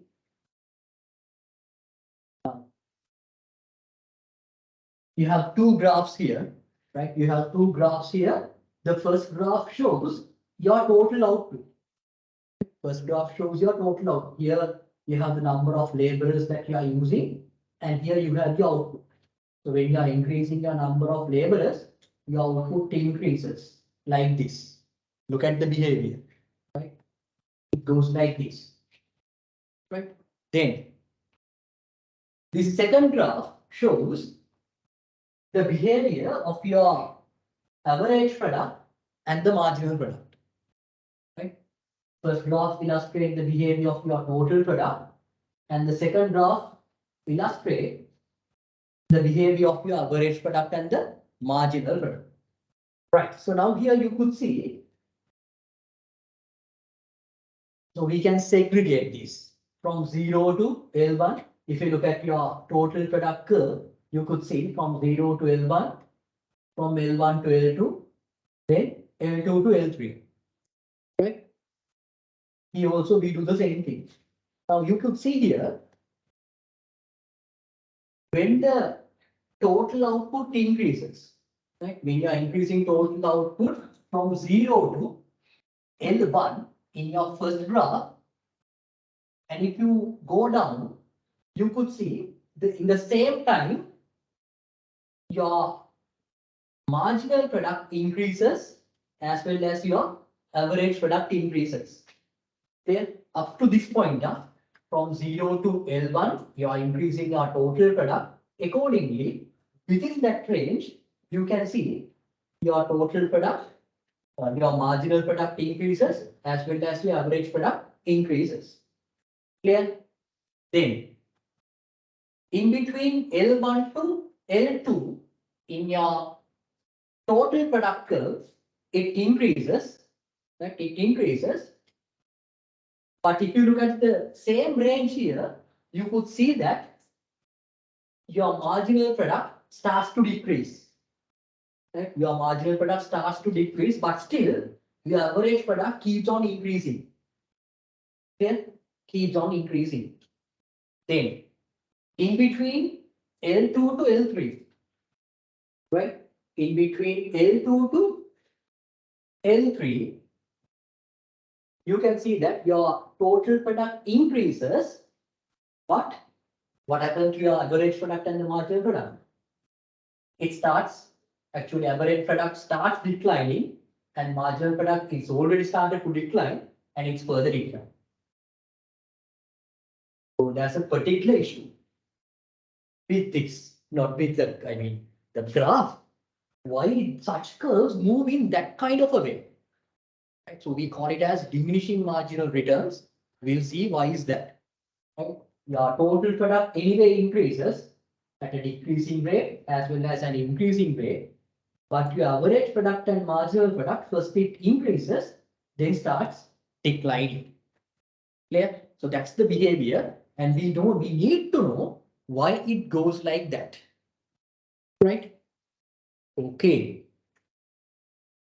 Right. So let us look at this law of diminishing returns. Right. So once we complete this part, again we'll come to this point and we'll analyze how it happens, because this is business economics, we need to analyze. Right. Okay. So law of diminishing returns in the short run production. Now you might have remember that when we are discussing about this part, there is something called law of diminishing returns. I told you that, I will explain later. Now this is the point that we have to do. Law of diminishing returns, right? Law of diminishing returns. Any idea about this? Law of diminishing returns. Very simple one. What do you think? Law of diminishing returns.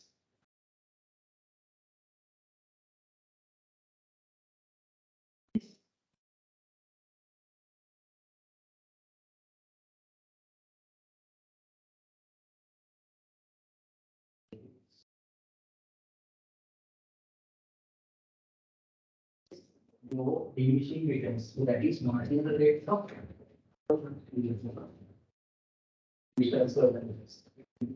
yes. What do you mean by diminishing returns? Diminishing returns.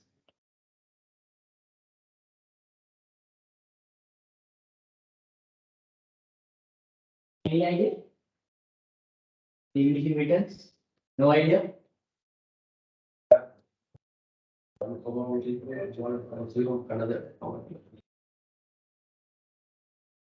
Sorry?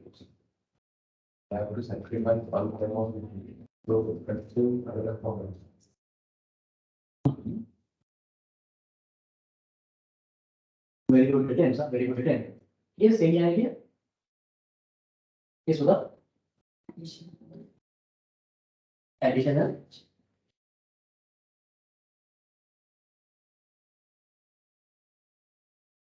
Could you please elaborate? I think you have that idea. Could you please elaborate? Very good. Yes.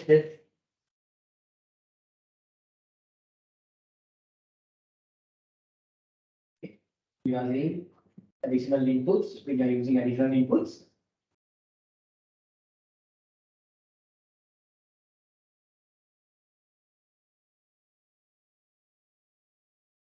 Okay, some idea is there, right? Yes. What about others? You can ask. You can ask. When we. What do you think? Diminishing marginal returns. Diminishing marginal returns.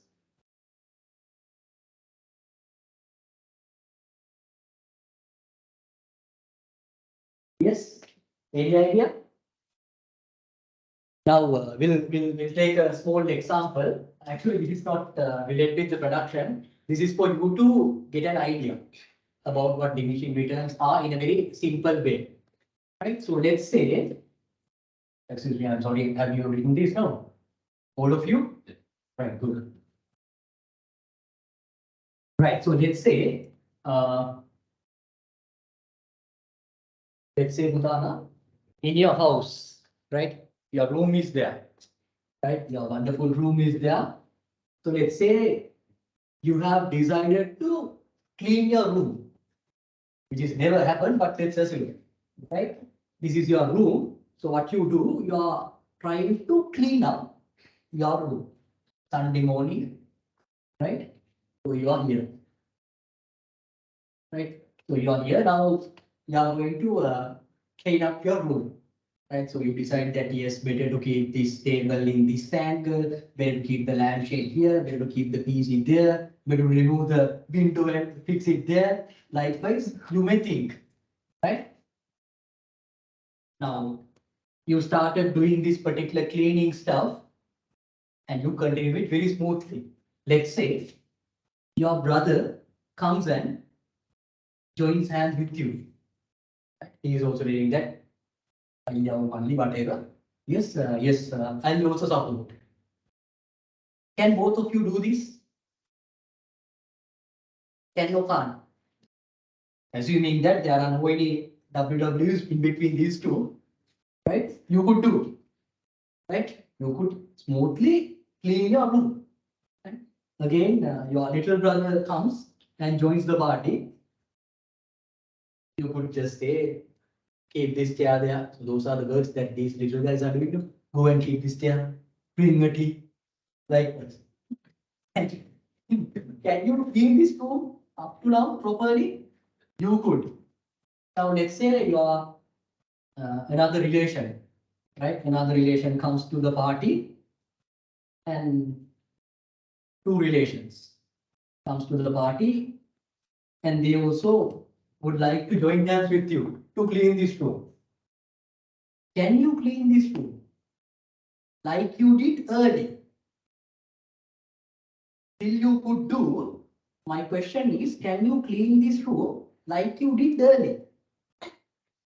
With that much of efficiency? Why?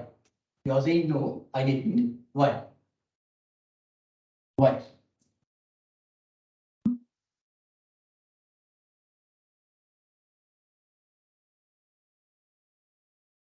Huh? Sorry. Room capacity is not enough. That is a one factor. Very good, huh? Very good. Very good, huh? Actually, that's the lesson. That's the lesson. Very good, huh? Very good. So here it says, now there are a lot of people inside this room, right? Now they are coming up with own decisions, but this room belongs to this person. One is saying that in our house room is bed is there, table is there, and there is no any door to enter. We jump out of the window. Those are some sort of things. Accordingly, you cannot do this properly, right? Lot of decisions. They need to come up with their own decisions, right? And even you cannot go here and there very easily because the capacity is low. Capacity is low. But what do you think? if your room size is this much, if your room size is this much, rather than being this, can you manage? You can manage, right? Simply, what I want to tell you is simply all these are your variable inputs. Okay? All these people are your variable inputs. Then what is the fixed factor? Your room. Your room is the fixed input. Right? Your room is the fixed input. You can even store 100 people inside this room, but you cannot clean it properly. Why? It would be better if you can increase these variables simultaneously, if you could increase the capacity of the room. Okay? But here you can't do it. So simply, you can increase your variable inputs and do the cleaning stuff, but there is a point where the average productivity and the marginal productivity of these cousins or your relations are reducing. Okay? At the initial stage, they come. The very happy mindset they are doing. So the average productivity and the marginal productivity is very high. But when a lot of people are entering into this room and doing the same thing, and you don't have even capacity, what will happen? After some time, their productivity and the marginal productivity will be lower. Clear? Due to what? The capacity issue. Clear? Due to capacity issue. So that is what we know as diminishing marginal returns. You can increase your variable inputs in your production also. You can increase your variable inputs, but in the short run, you cannot increase your what? Fixed inputs. Fixed inputs. Accordingly, after some time, right, the average product may increase, your marginal product may increase, but after some time, the efficiency levels of your variable inputs are getting lower, like this. Why? You cannot increase your fixed input. Accordingly, average productivity goes down, marginal productivity goes down. Clear? That is what we know as diminishing marginal returns. Right? You can use your variable inputs, but after some time, the average productivity and the marginal productivity of your variable inputs are getting lower because you are not getting any support from your fixed input after this point. Clear? Accordingly, you feel dissatisfied. Productivity low. Clear? So that is what diminishing marginal returns are in a very simple way. Clear? Understood? Diminishing marginal returns. So here you could see the law of variable proportions. Right? The law of variable proportions is the modern approach to the law of diminishing returns or law of returns. So here it says the law of diminishing returns shows the production function with one input factor variable while keeping the other input factors constant. Okay? While keeping other input factors constant. So that is why we are having this kind of a negative slope in this particular AT and MP, marginal product curves. Accordingly, you could see the law of diminishing returns states, this is what law of diminishing returns are. As the production of variable factor is increased, when you are increasing your laborers, right? When you are increasing your laborers, the total production at first increases more than proportionate. Right? If you have few number of laborers and you are keep on increasing your labor units, your production increases. Right? Your production increases. Then proportionately, after sometimes it not increase that much. And finally, what happened? And finally, less than proportionately. Why? Your fixed factor is constant. If you can increase your fixed factors with your variable inputs, there is nothing called diminishing return. Understood? That's the main reason to know.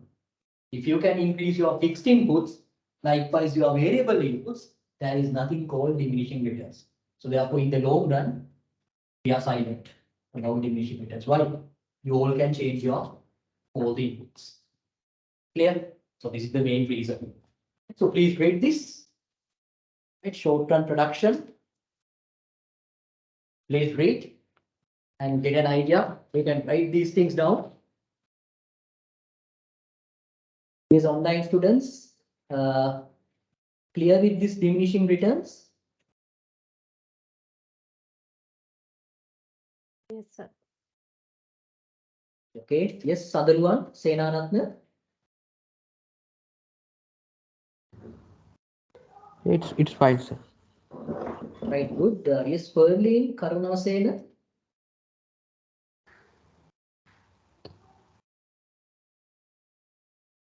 Right. Yes, Good. So sir, if it you is have any doubt, you can ask. Okay, good.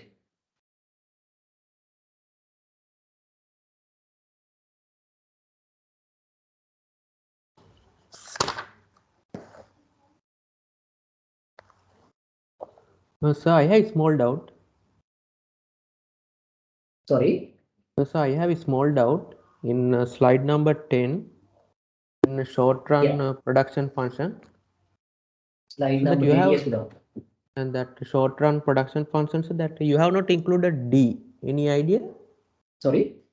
In the short run production function, Yeah. in the formula that you have not included D. This one.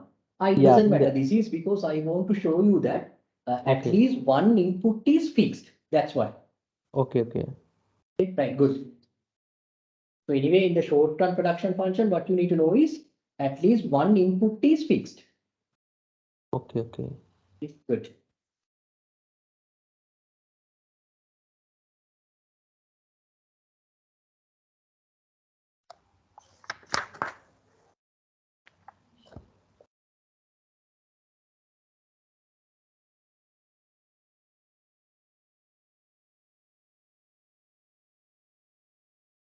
Right, so please check whether you are okay with these things. If you have any doubts, you can ask.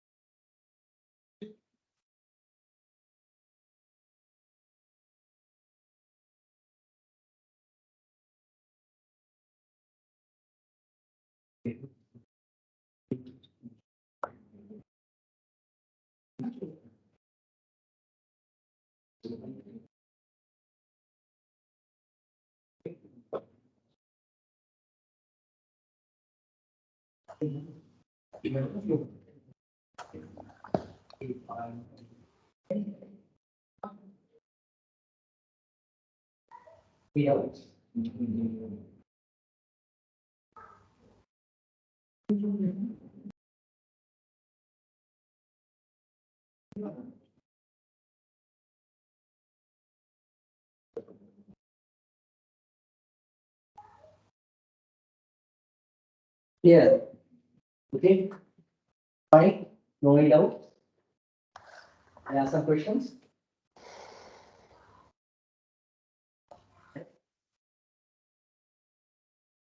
Right. Have you signed it? You like to sign it? It implies that they are going to leave early, isn't it? Okay. Such things are implied. It's 5 o'clock. Huh? It's 5 o'clock. Right. Okay. So now you know what diminishing returns are. Now, based on that knowledge, we need to know. Previously, I told you that Sulala, these curves behave in these ways due to a certain reason, right? Due to a certain reason. So now we need to know why it happens in that kind of a way. It's because of diminishing returns. So let's apply that particular theory into practice. Right. So here we are going to learn about stages of production, and I will explain that this is the entire analysis. Right. So I will explain that part in a very simple way by using this particular illustration. Right. Okay.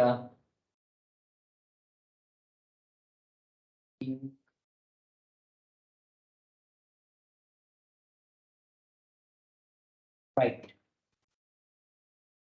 I think online students, can you all see this? You all can see this, right?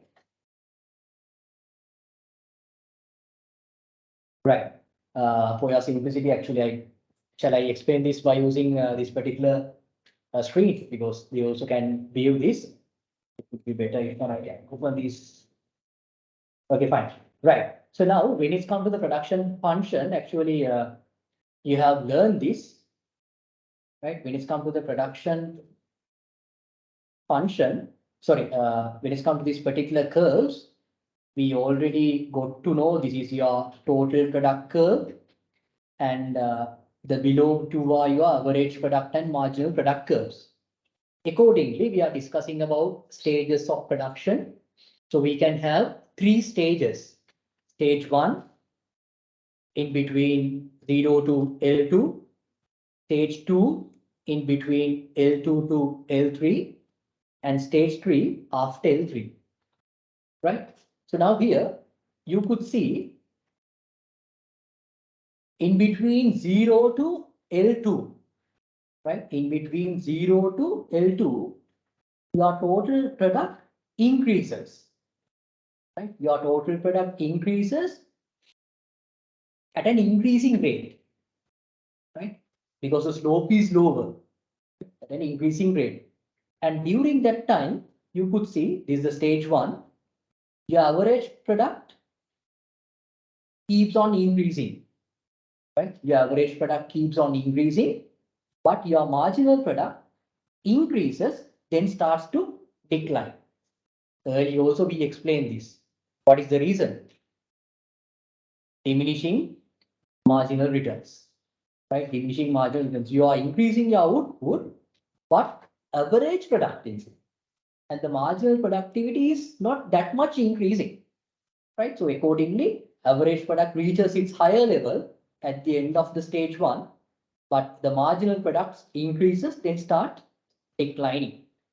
Clear? Then stage 2, that is in between L2, L3 means what? Labor units, huh? 2 laborers and 3 laborers. So this is your stage 2.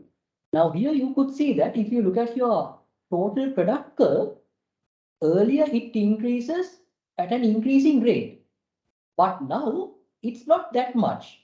It increasing, but not that much of a higher rate. Why? Because your total product doesn't get enough support from your average product and the marginal product. Right? Little by little, now you could see when it's come to your stage 2, your average product now starts to decline. Your marginal products is further declining. Clear? Average product is also declining, marginal product is also declining. But your total product is increasing, but at a lower rate. At a lower rate. Now, one of the beautiful things that you could see in this particular stage 2 is that your marginal product reaches to 0, right? Declining, declining, declining, and your marginal product reaches to 0. After that, what could happen? It goes to negative area, right? It goes to negative area. So when it's come to the stage 3, I haven't drawn it. What will happen? Your total product starts to decline. Right? So in between 0 to L2, it rapidly increases. Then L2 to L3, it increases at a lower rate. But after L3, Buddha, what will happen? It starts to decline. Why? Your marginal productivity becomes negative, and your average product further decreasing due to diminishing returns. Clear? So these are the 3 stages in your production. 3 stages in your production. So everything I have written here, right? Everything, stage 1, what happens, stage 2, what happens, stage 3, what happens. And actually the things that I have already discussed with you have been written there. Right? So this is your stage 1. What will happen in the stage 1? Your total product increases, your marginal product increases and starts to decline. That's a mathematical issue. But your average product keep on increasing and reaches its highest level, point B again. Okay. Then in between L2 to L3, what will happen? Your total product increases, but at a lower rate. That is due to diminishing marginal returns. So in between L2 to L3, that is in your stage 2, you could see that your average product decreases and your marginal product decreases. After stage 3, what will happen? Your total product further decline. It's not increasing, it's decline. Right? Why? Your marginal product reaches to a negative aspect as well as your average product is further declining. Clear? Is this clear? Now, as a managers, which stage would you like to operate? Is it stage 1, stage 2, or stage 3? These online students, you can also join hands with us. Stage 1, stage 2, or stage 3? Right, if you give the correct answer, I'll give you a chocolate. I don't have enough money right now. Yes, what do you mean? What is the answer? Which product or which stage that you would like to operate? With stage 1, stage 2, or stage 3? Stage 1. Stage 1. Yes. Stage 1. Hands up those who say stage 1.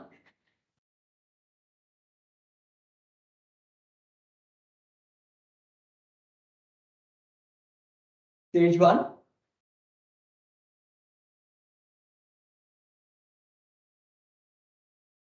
Right, okay. Hands up those who say it's stage 2.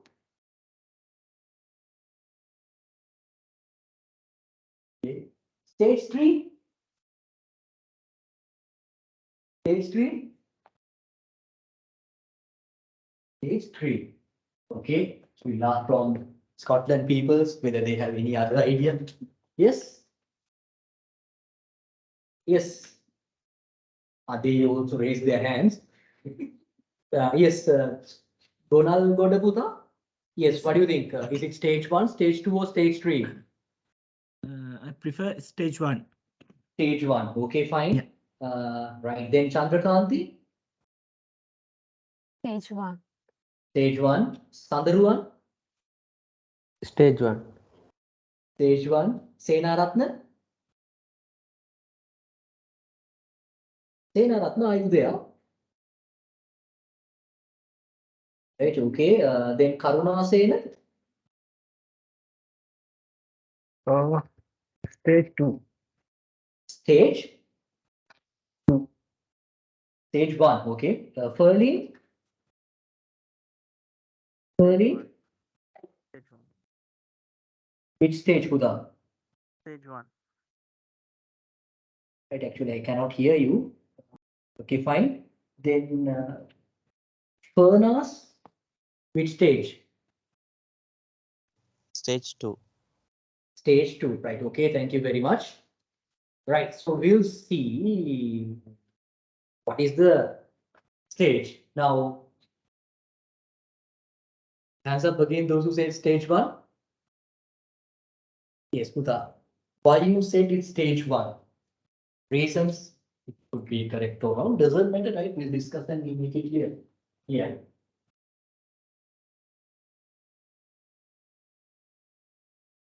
All right, it increases its total production as well as marginal production. Okay, good. Right, so one reason for stage 1, picking stage 1 is it increases our total production as well as marginal production. Very good observation. Stage 2, as of those who said stage 2, why?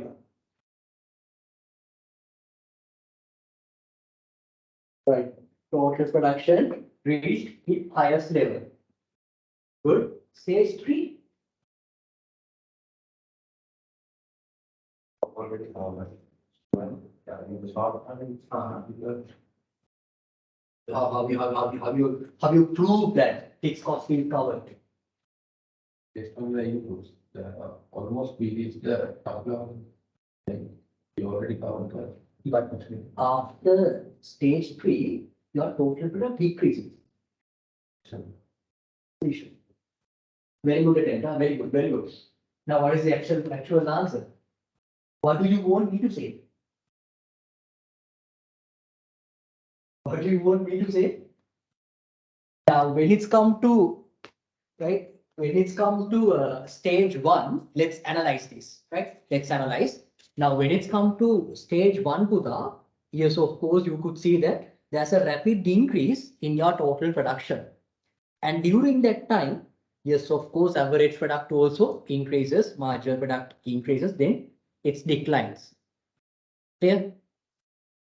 But if you stopped your production in stage 1, you're not getting the maximum potentiality of your production processes. Why?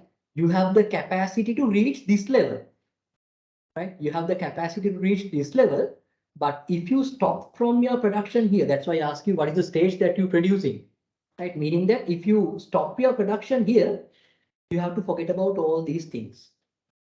Right? You have to forget about all these things. Accordingly, we cannot accept, but it's a very good answer. We cannot accept stage 1. Clear? Then when it's come to stage 3, what happens? When it's come to stage 3, our total product starts to decrease. It's not good. Apparently, it's not good. And also, what will happen? Our marginal product starts to move into negative side. It's not good. And further, our average product is falling. Accordingly, we have to forget about stage 1 and stage 3. Can we accept stage 2? It's not because of we are forgetting stage 1 and stage 3. We need to come up with a proper justification. Now, if you look at your stage 1, again, I'm saying you can reach your maximum potentiality. Right? That's what we need. And during that time, your average product decreases. That's actually happens. And marginal product also decreases. That is because this diminishing returns. Clear? But you can reach your maximum level. Understood? You can reach your maximum level.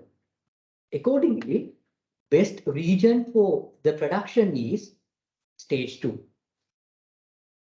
Clear? Why? Though your average product and marginal product decreases, you are getting the maximum output. And during that time, your marginal product decreases, but positive. Clear? Your marginal product decreases, but positive. Here, it's negative. Accordingly, the best region of production according to this graph is stage 2. Okay. Right. So you can read. Please read the previous one and get the idea. Yes, online students, are you okay with these things? Is that explanation clear? Is that explanation clear?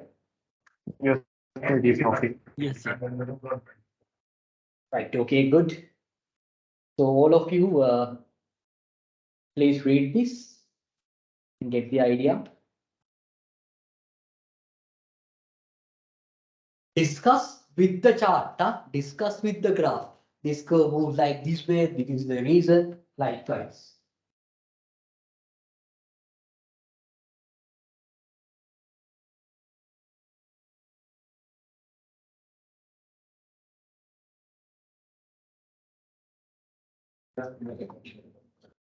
This data station, data stream.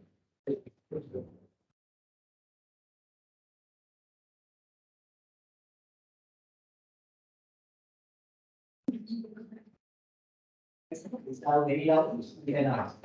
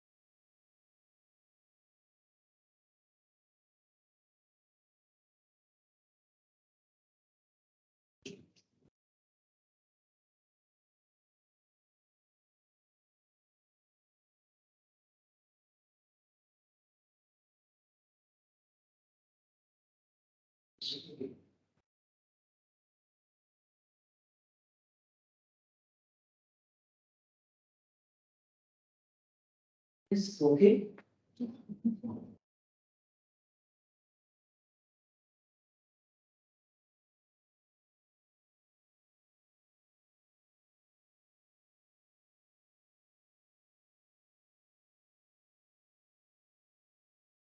Clear?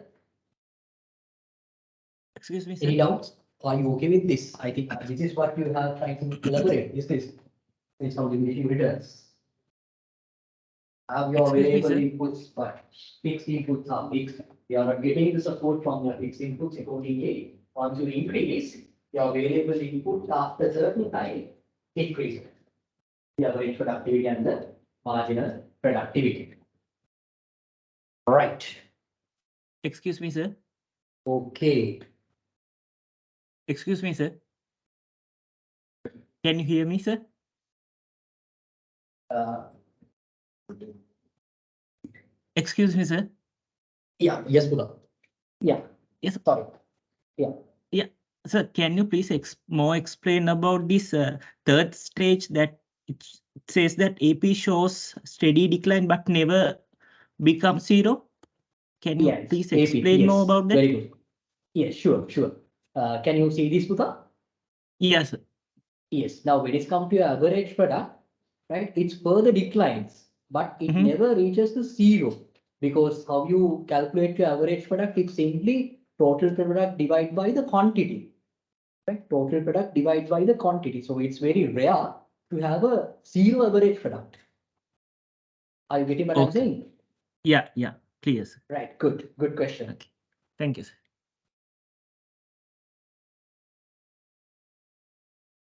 Yes. Okay. So you can have 5 minutes break. Right? So here I'm giving 5 minutes break. Right? You can drink the water. You can discuss things with your friends. 5 minutes is enough, no? Right. Online students, it's just 5 minutes.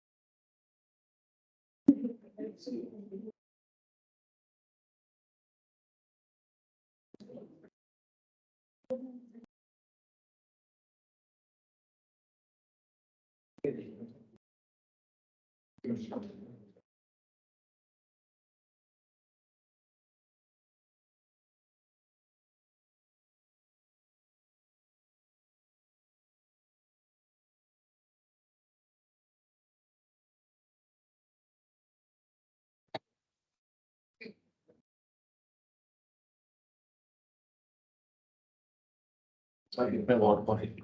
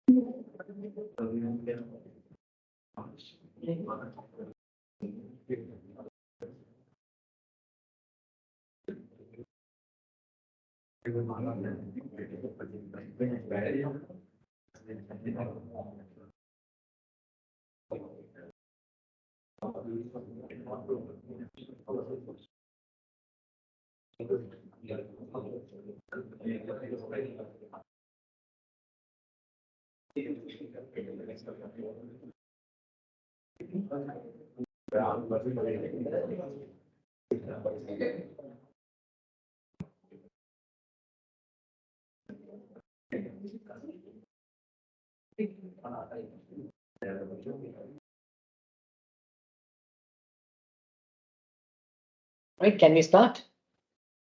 Yes, online students, we are going to start again. Are you all there? Yes. Right, so we'll start. Right. Okay.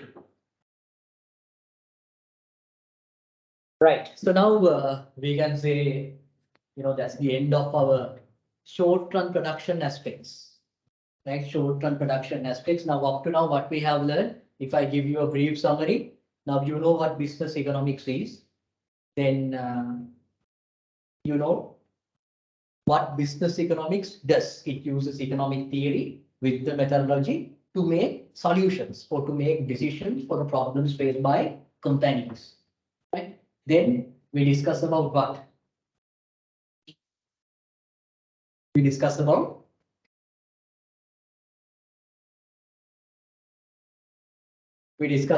applications of economics in production decisions.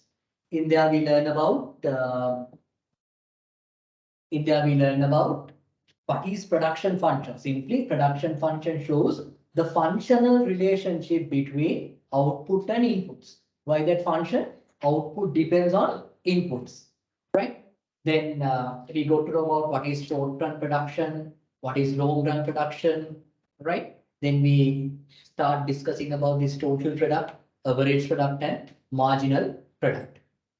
So after that, we discuss about the main reason for the behavior of the product curves in the short run, that is diminishing marginal returns. We analyze what is that. Then we apply that analytical model into our graph. Then we decided which is the most feasible region of production, that is stage number 2. Right. So now we are going to discuss about long run.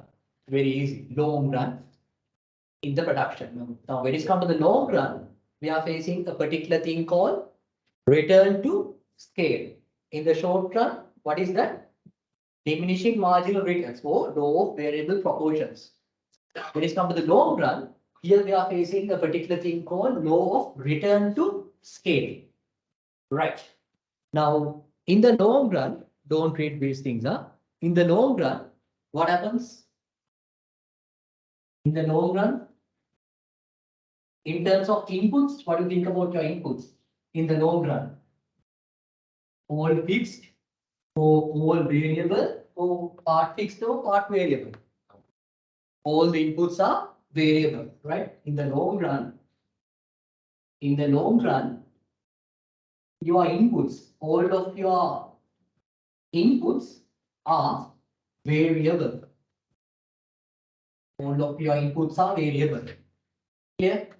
Accordingly, you have a huge potentiality of expanding your output. Clear? Input.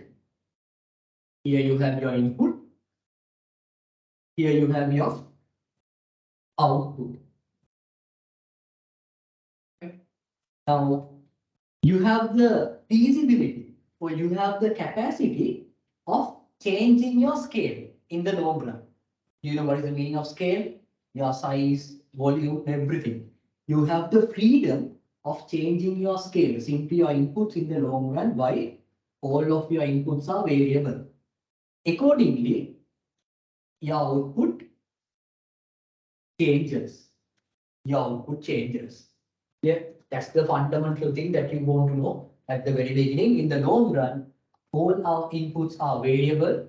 Accordingly, we can change our scale freely, and accordingly, there's a corresponding relationship between our inputs and outputs.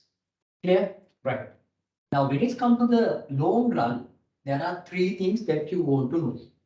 Right. Now, the company is expanding their businesses. They are bringing more fixed assets. They are renting out more factories. They are opening new factories in different areas. Accordingly, 3 things could happen. Right? 3 things could happen. First one is your inputs are there, and here you have your outputs. Inputs, outputs. For an example, you will increase your inputs by 20%, but due to the efficiency in your production and the cost reduction strategies, what will happen? Your output could be 50%. Simply, your output could be more than the percentage increment of your inputs. Clear? That is the first thing. The percentage increment of your output is higher than the percentage increment of your inputs. Clear?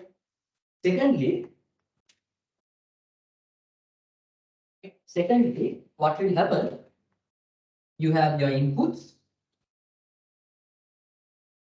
On the other hand, you have your outputs. Second thing could be you are increasing your inputs by 30%, and your output will also increase by 30%. Your input will increase by 30%. Output will also increase by 30%, which is a rare case, right? Which is a rare case. I will explain you why I am saying it like that in our next discussion. The second thing that could help. What is the last part? So you have your inputs, then you have your outputs. What could be the relationship? Let's say 40% increment in your output. What could be the other way around? Don't think about these. Think about these values. There is no any meaning of getting 20%. I just wrote it. Right. So I want to say that output is higher than inputs. That's the only thing that I want to emphasize. What could happen here? Very good. Output must be less than 40. Let's say it's 30%. Declining down. These are the three things that could happen in the long run. Clear? For this, we say increasing returns to scale. Increasing returns to scale. Increasing return to scale. You are increasing your inputs by 20%, but your output will be higher than that, meaning that your production process is really good. Efficiency is there. Clear? Right? You are using a lot of technology. Supply chain management is perfect. Right? One of the component. Then, here what do you think? Here your input increases by 40% and output decreases by 30%. What is that? You are increasing your input by 40%, but your output doesn't support for it. What is that? So we call it as decreasing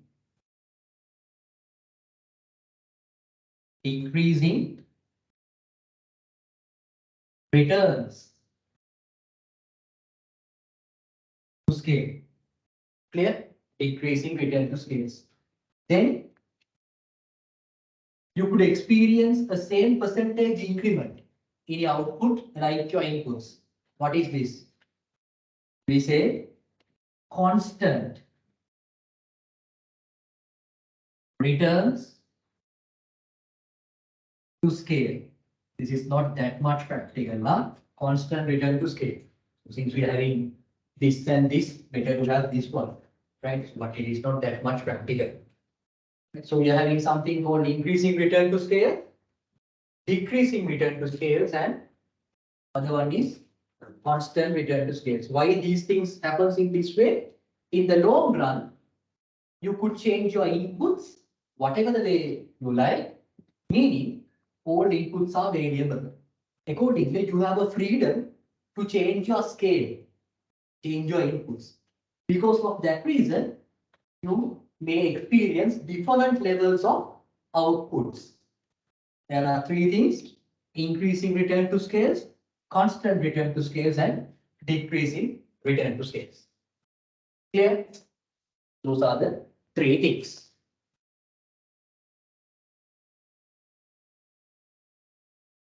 Right, so you could see here, I'll give some time for you to write, just get the idea. Now here it says, law of return to scale is the long run concept. Long run concept. In the long run, all factors of production become variable. Look at that. Become variable as the firm is able to alter its stock of inputs in the long run, which is not the case in the short run. In the short run, you cannot do it. When all the factors are changed in some proportion, right? When all the factors are changed in some proportion, the behavior of the output is analyzed with the help of law of return to scales. This is what I told you. When you change your inputs, your output will also change, and we need to analyze it. So that's coming under law of return to scale.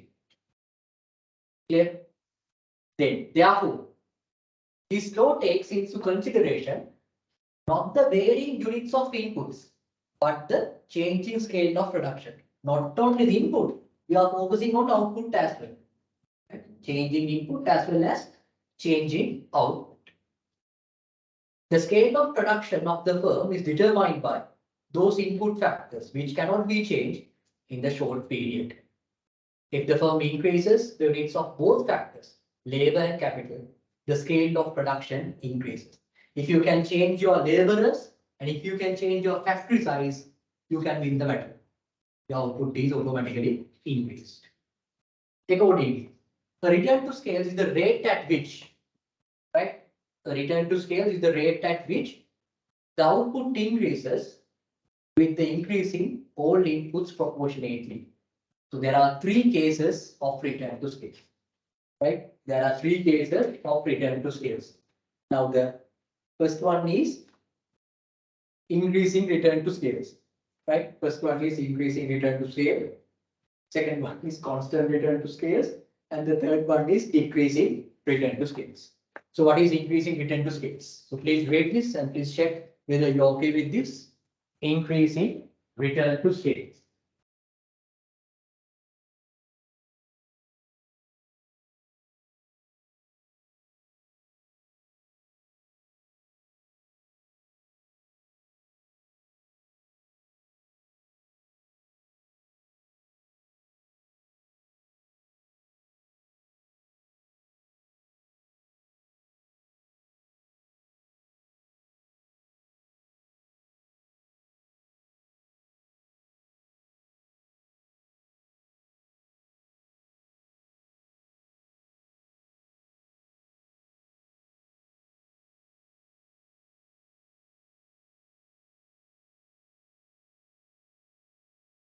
If you have any doubt, you can ask.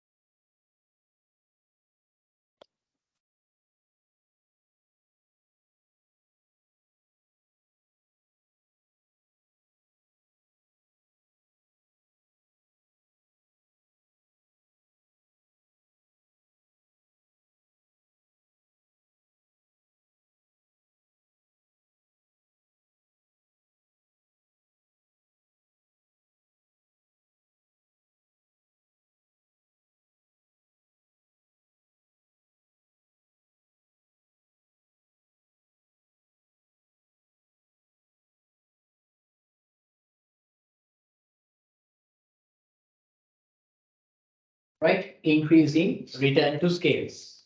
So now we'll look at why there is an increasing return to scales. Why? Now the first one is indivisibility of the factors. Indivisibility. What do you mean by that? Indivisibility. Now, when it comes to the assumption of our production function, I think you could remember this. We learned something called inputs are divisible. That could be an assumption. But when it comes to the practical scenario, we cannot, some inputs are there, we cannot divide. Right? For an example, let's say you have a photocopy machine here. Can you break it? That that photocopy machine could produce 100,000 of photocopies. But you need only 10,000. What you do? Break the photocopy machine which could produce only 10,000? You can't. Okay? What you could do is you can get use of some of the help from that particular fixed asset. Right? You cannot use it entirely because your requirement is less at the beginning. Therefore, you could use it more and more. More and so therefore, indivisibility of the factors is the first reason. Then the second one is greater possibility of specialization of labor and machinery. Greater possibility of specialization of labor and machinery. Now, when you're having a lot of people in your production, what will happen? They will get to know how to do a particular thing at a longer time period. That's because of specialization. When they engage in the same thing for a particular period of time. Okay? So they got to know how to do things. And also the machineries. Right? Machineries. You may have a lot of, high technological machines which have the AI, artificial intelligence, which can read, collect, and compile data, and even think like a human. Robotics. they will do whatever the things, neural networks, right? Machines. And by using nowadays, we know that we are having a lot of these AIs and all. So research findings is that they can reduce these inventories nearly for 10 to 20 times. And warehousing cost, storage cost in between 20 to 30%. Supply chain disruptions by 10%. Right? A lot of technological equipments are there, research findings. Then integration of processes. What do you mean by integration of processes? When you're expanding your business, you may have a lot of branches, right? So coordination must be there, right? Coordination must be there, and there must be a proper system for all of you to interconnect, right? Otherwise, you don't know what the branch managers and the other people are doing, right? Integration of processes. Clear? What do you mean by dimensional economics? It's for your homework. You need to find out what is dimensional economics. Right? You need to find out what is dimensional economics. Right? Dimensional economics for your homework. Right? So these are some of the reasons why you are having increasing return to scales. Clear? Why you are having increasing return to scales. The divisibility of the factors, greater possibility of socialization of data and machinery, integration of processes, and dimensional economics. Clear? So then we have constant return to scales. What do you mean by constant return to scales? Your output will be increased by the certain percentage like your inputs. Clear? Please read this. Constant return to scale. Constant return to scale.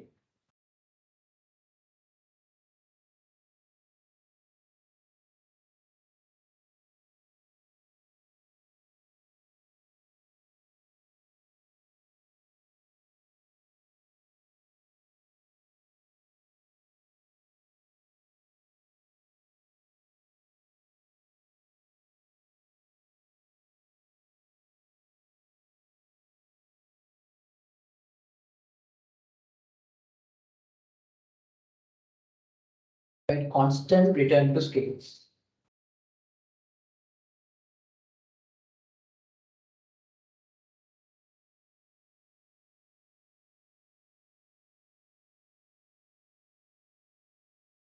Right? So here it says when inputs are increased in a given proportion and output increases in the same proportion, the return to scales are said to be constant. You could say proportion is same. Proportion is same.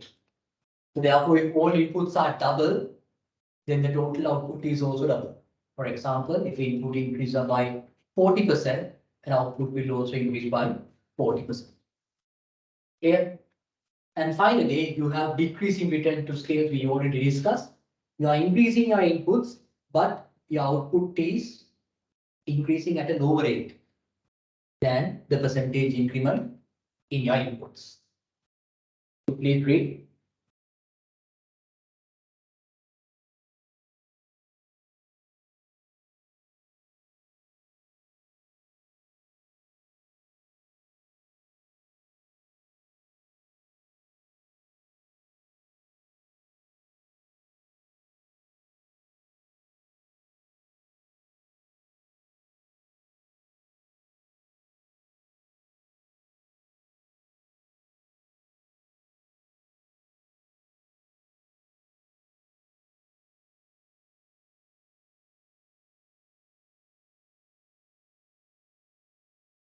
Get the practical idea, right? You get the practical idea.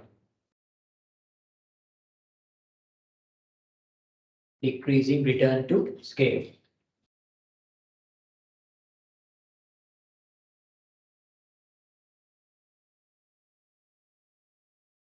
Right. So why you are having decreasing return to scales? Why you cannot increase your inputs like you do it for your inputs? What could be the reason? The first thing is the scarcity of the resources. The resources are limited. Even though you would like to increase your output by increasing your inputs, sometimes this limitation factor could be there.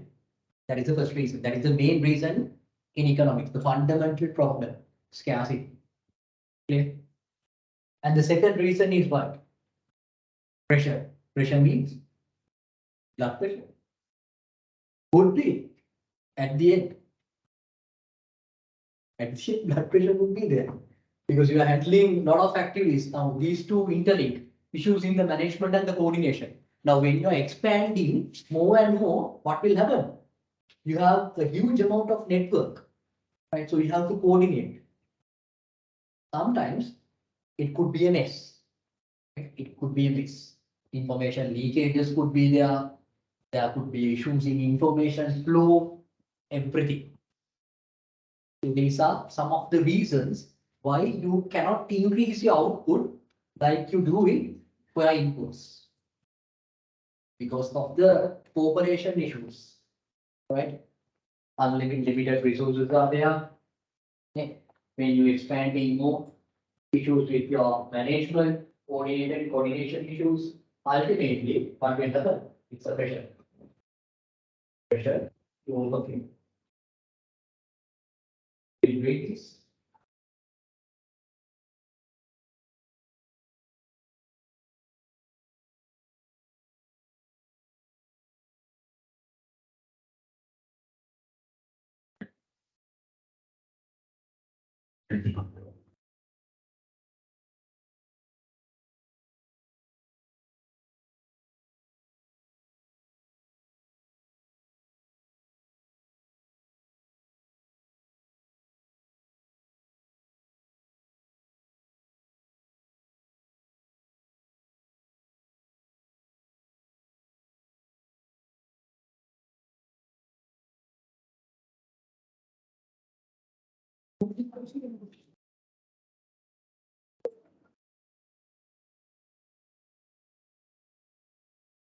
Yes, online students, are you okay with these things? Long run part, increasing, decreasing, and constant return to scales?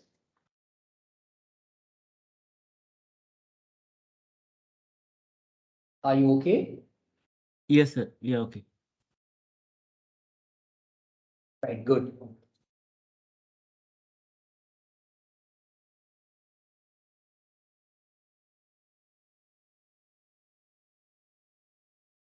Yes, are you all okay? Right? So what is the summary of today's lesson? I think we have another 20 minutes to start up our next topic.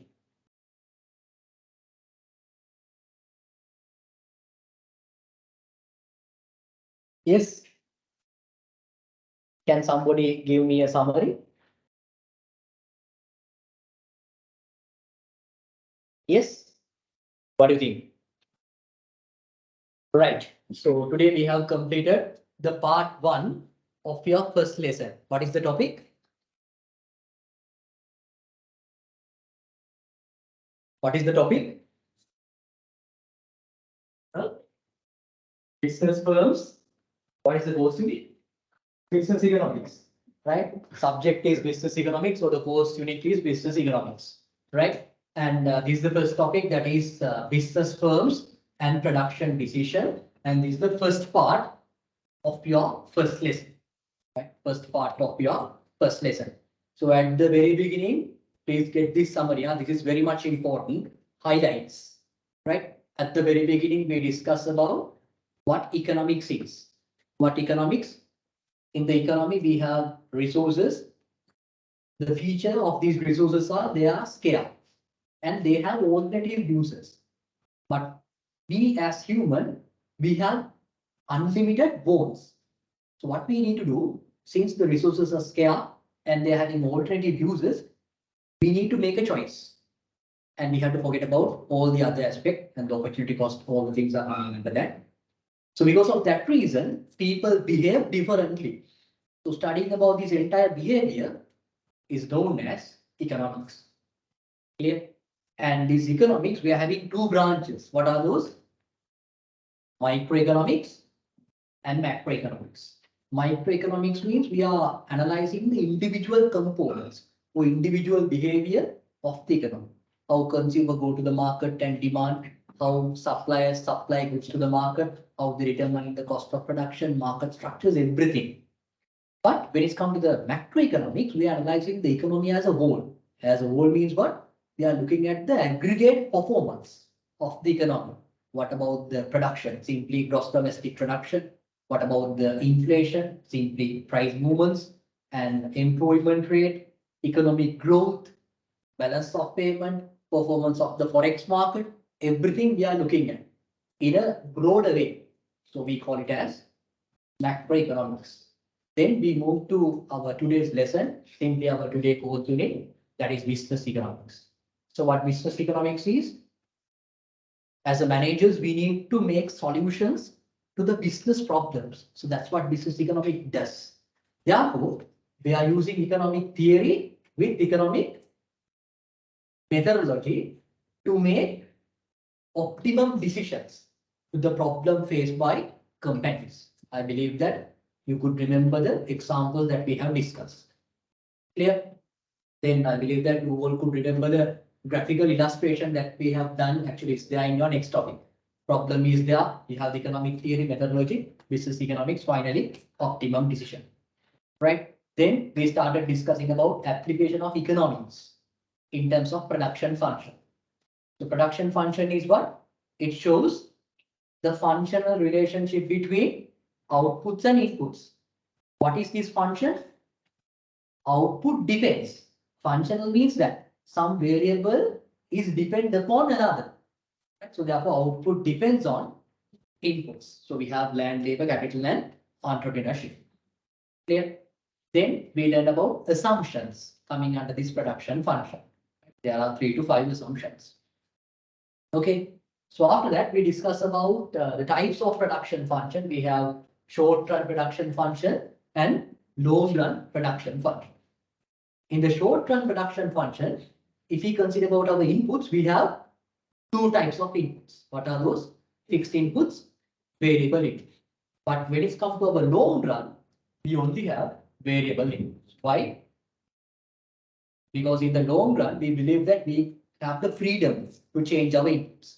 And you got to know how we could segregate this long run from short run. Clear? Right. Then we started discussing about the concept of this product. We have something called total product. That is the total output that all our inputs could generate. Then we discussed about average product. That is the output that one unit could generate. Simply one labor could produce this much of output. Right? Then we discuss about marginal product. Simply, if the number of labor increased by 1 unit, what is the corresponding change in your output? Corresponding change in your output. Therefore, once we complete that one, we discuss about the behavior of these product curves. Your total product goes like this.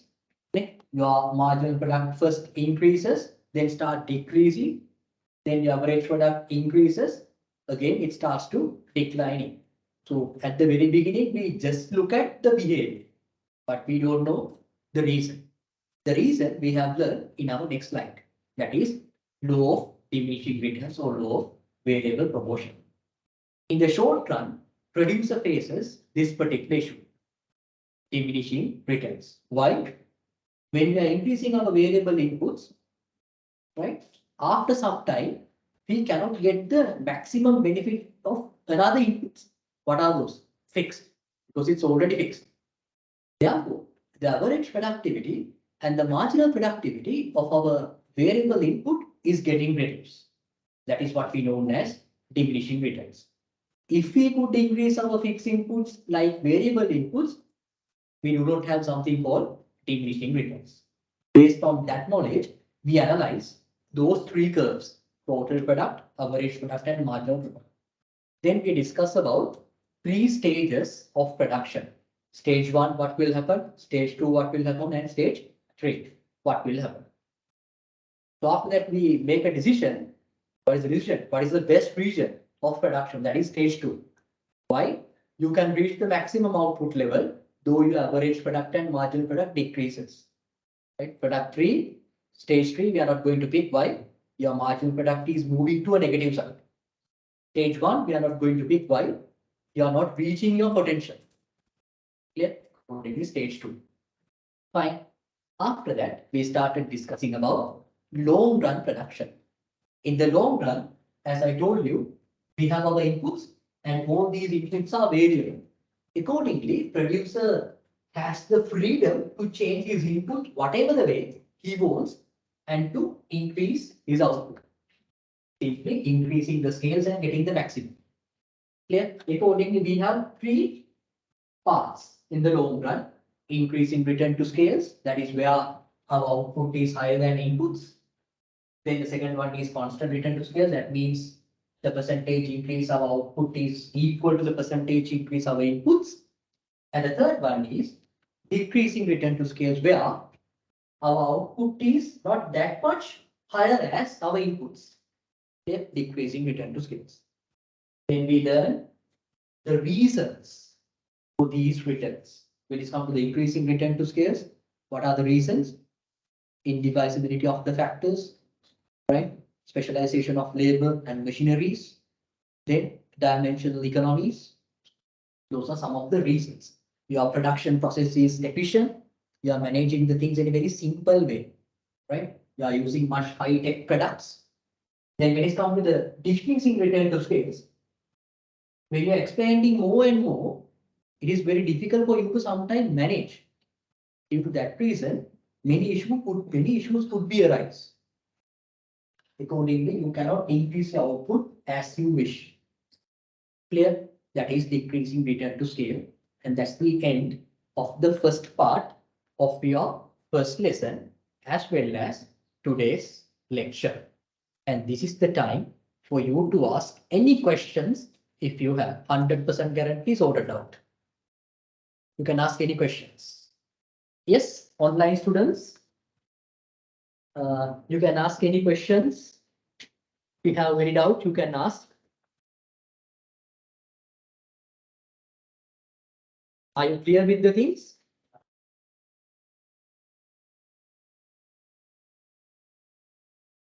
Yes, Uttal, you can ask any question.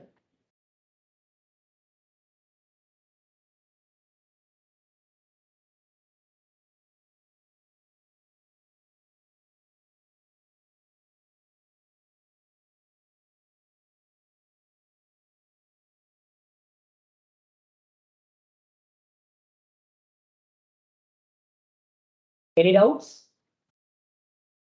Any doubts?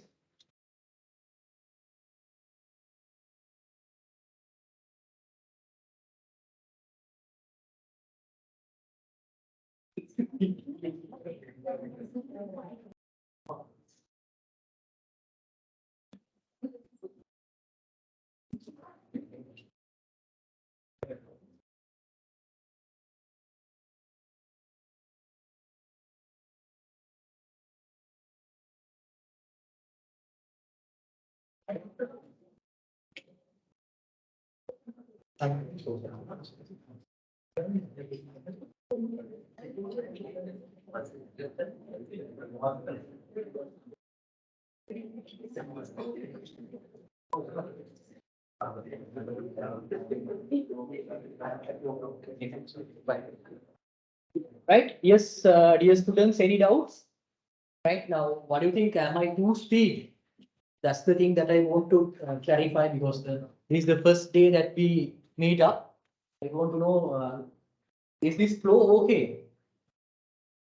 Right? You can tell anything, huh? You have the lecturer, doesn't matter, you can tell anything. Right? Is this flow okay? What about the speech? Can you all understand what I am telling? Can you understand what I am saying? Right. Anything that I want to improve in terms of speed, in terms of the way of doing, in terms of way of delivering. What do you think? Okay. Right. So what I want you to do is, so please go home. Obviously, you do. So please go home and please relook at the things that we have done. because you need to keep on touch with the subject because you are learning principles of economics together with business economics, right? So you need to keep on touch with those two subjects as well as other subjects. So today we have started this particular course unit. So please go home and please relook at what we have done, not tomorrow, today. Assuming that you are, let's say that you are 100% okay at the moment. So once you get onto the bus, it's 85%. So once you reach home, it's 70. And the bus, dinner, WhatsApp, Facebook, Insta, 20%. Next day, you don't know what to do.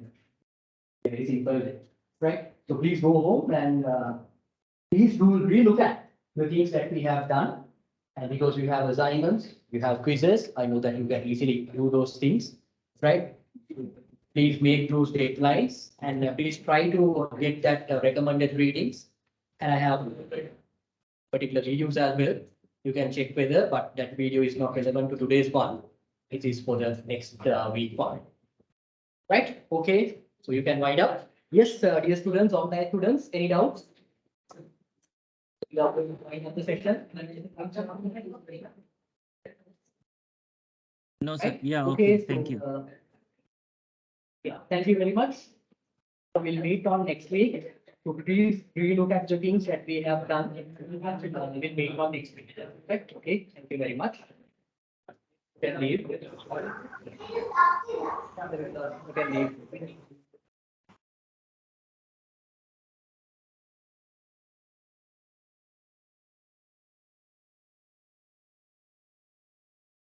With online students, you can leave.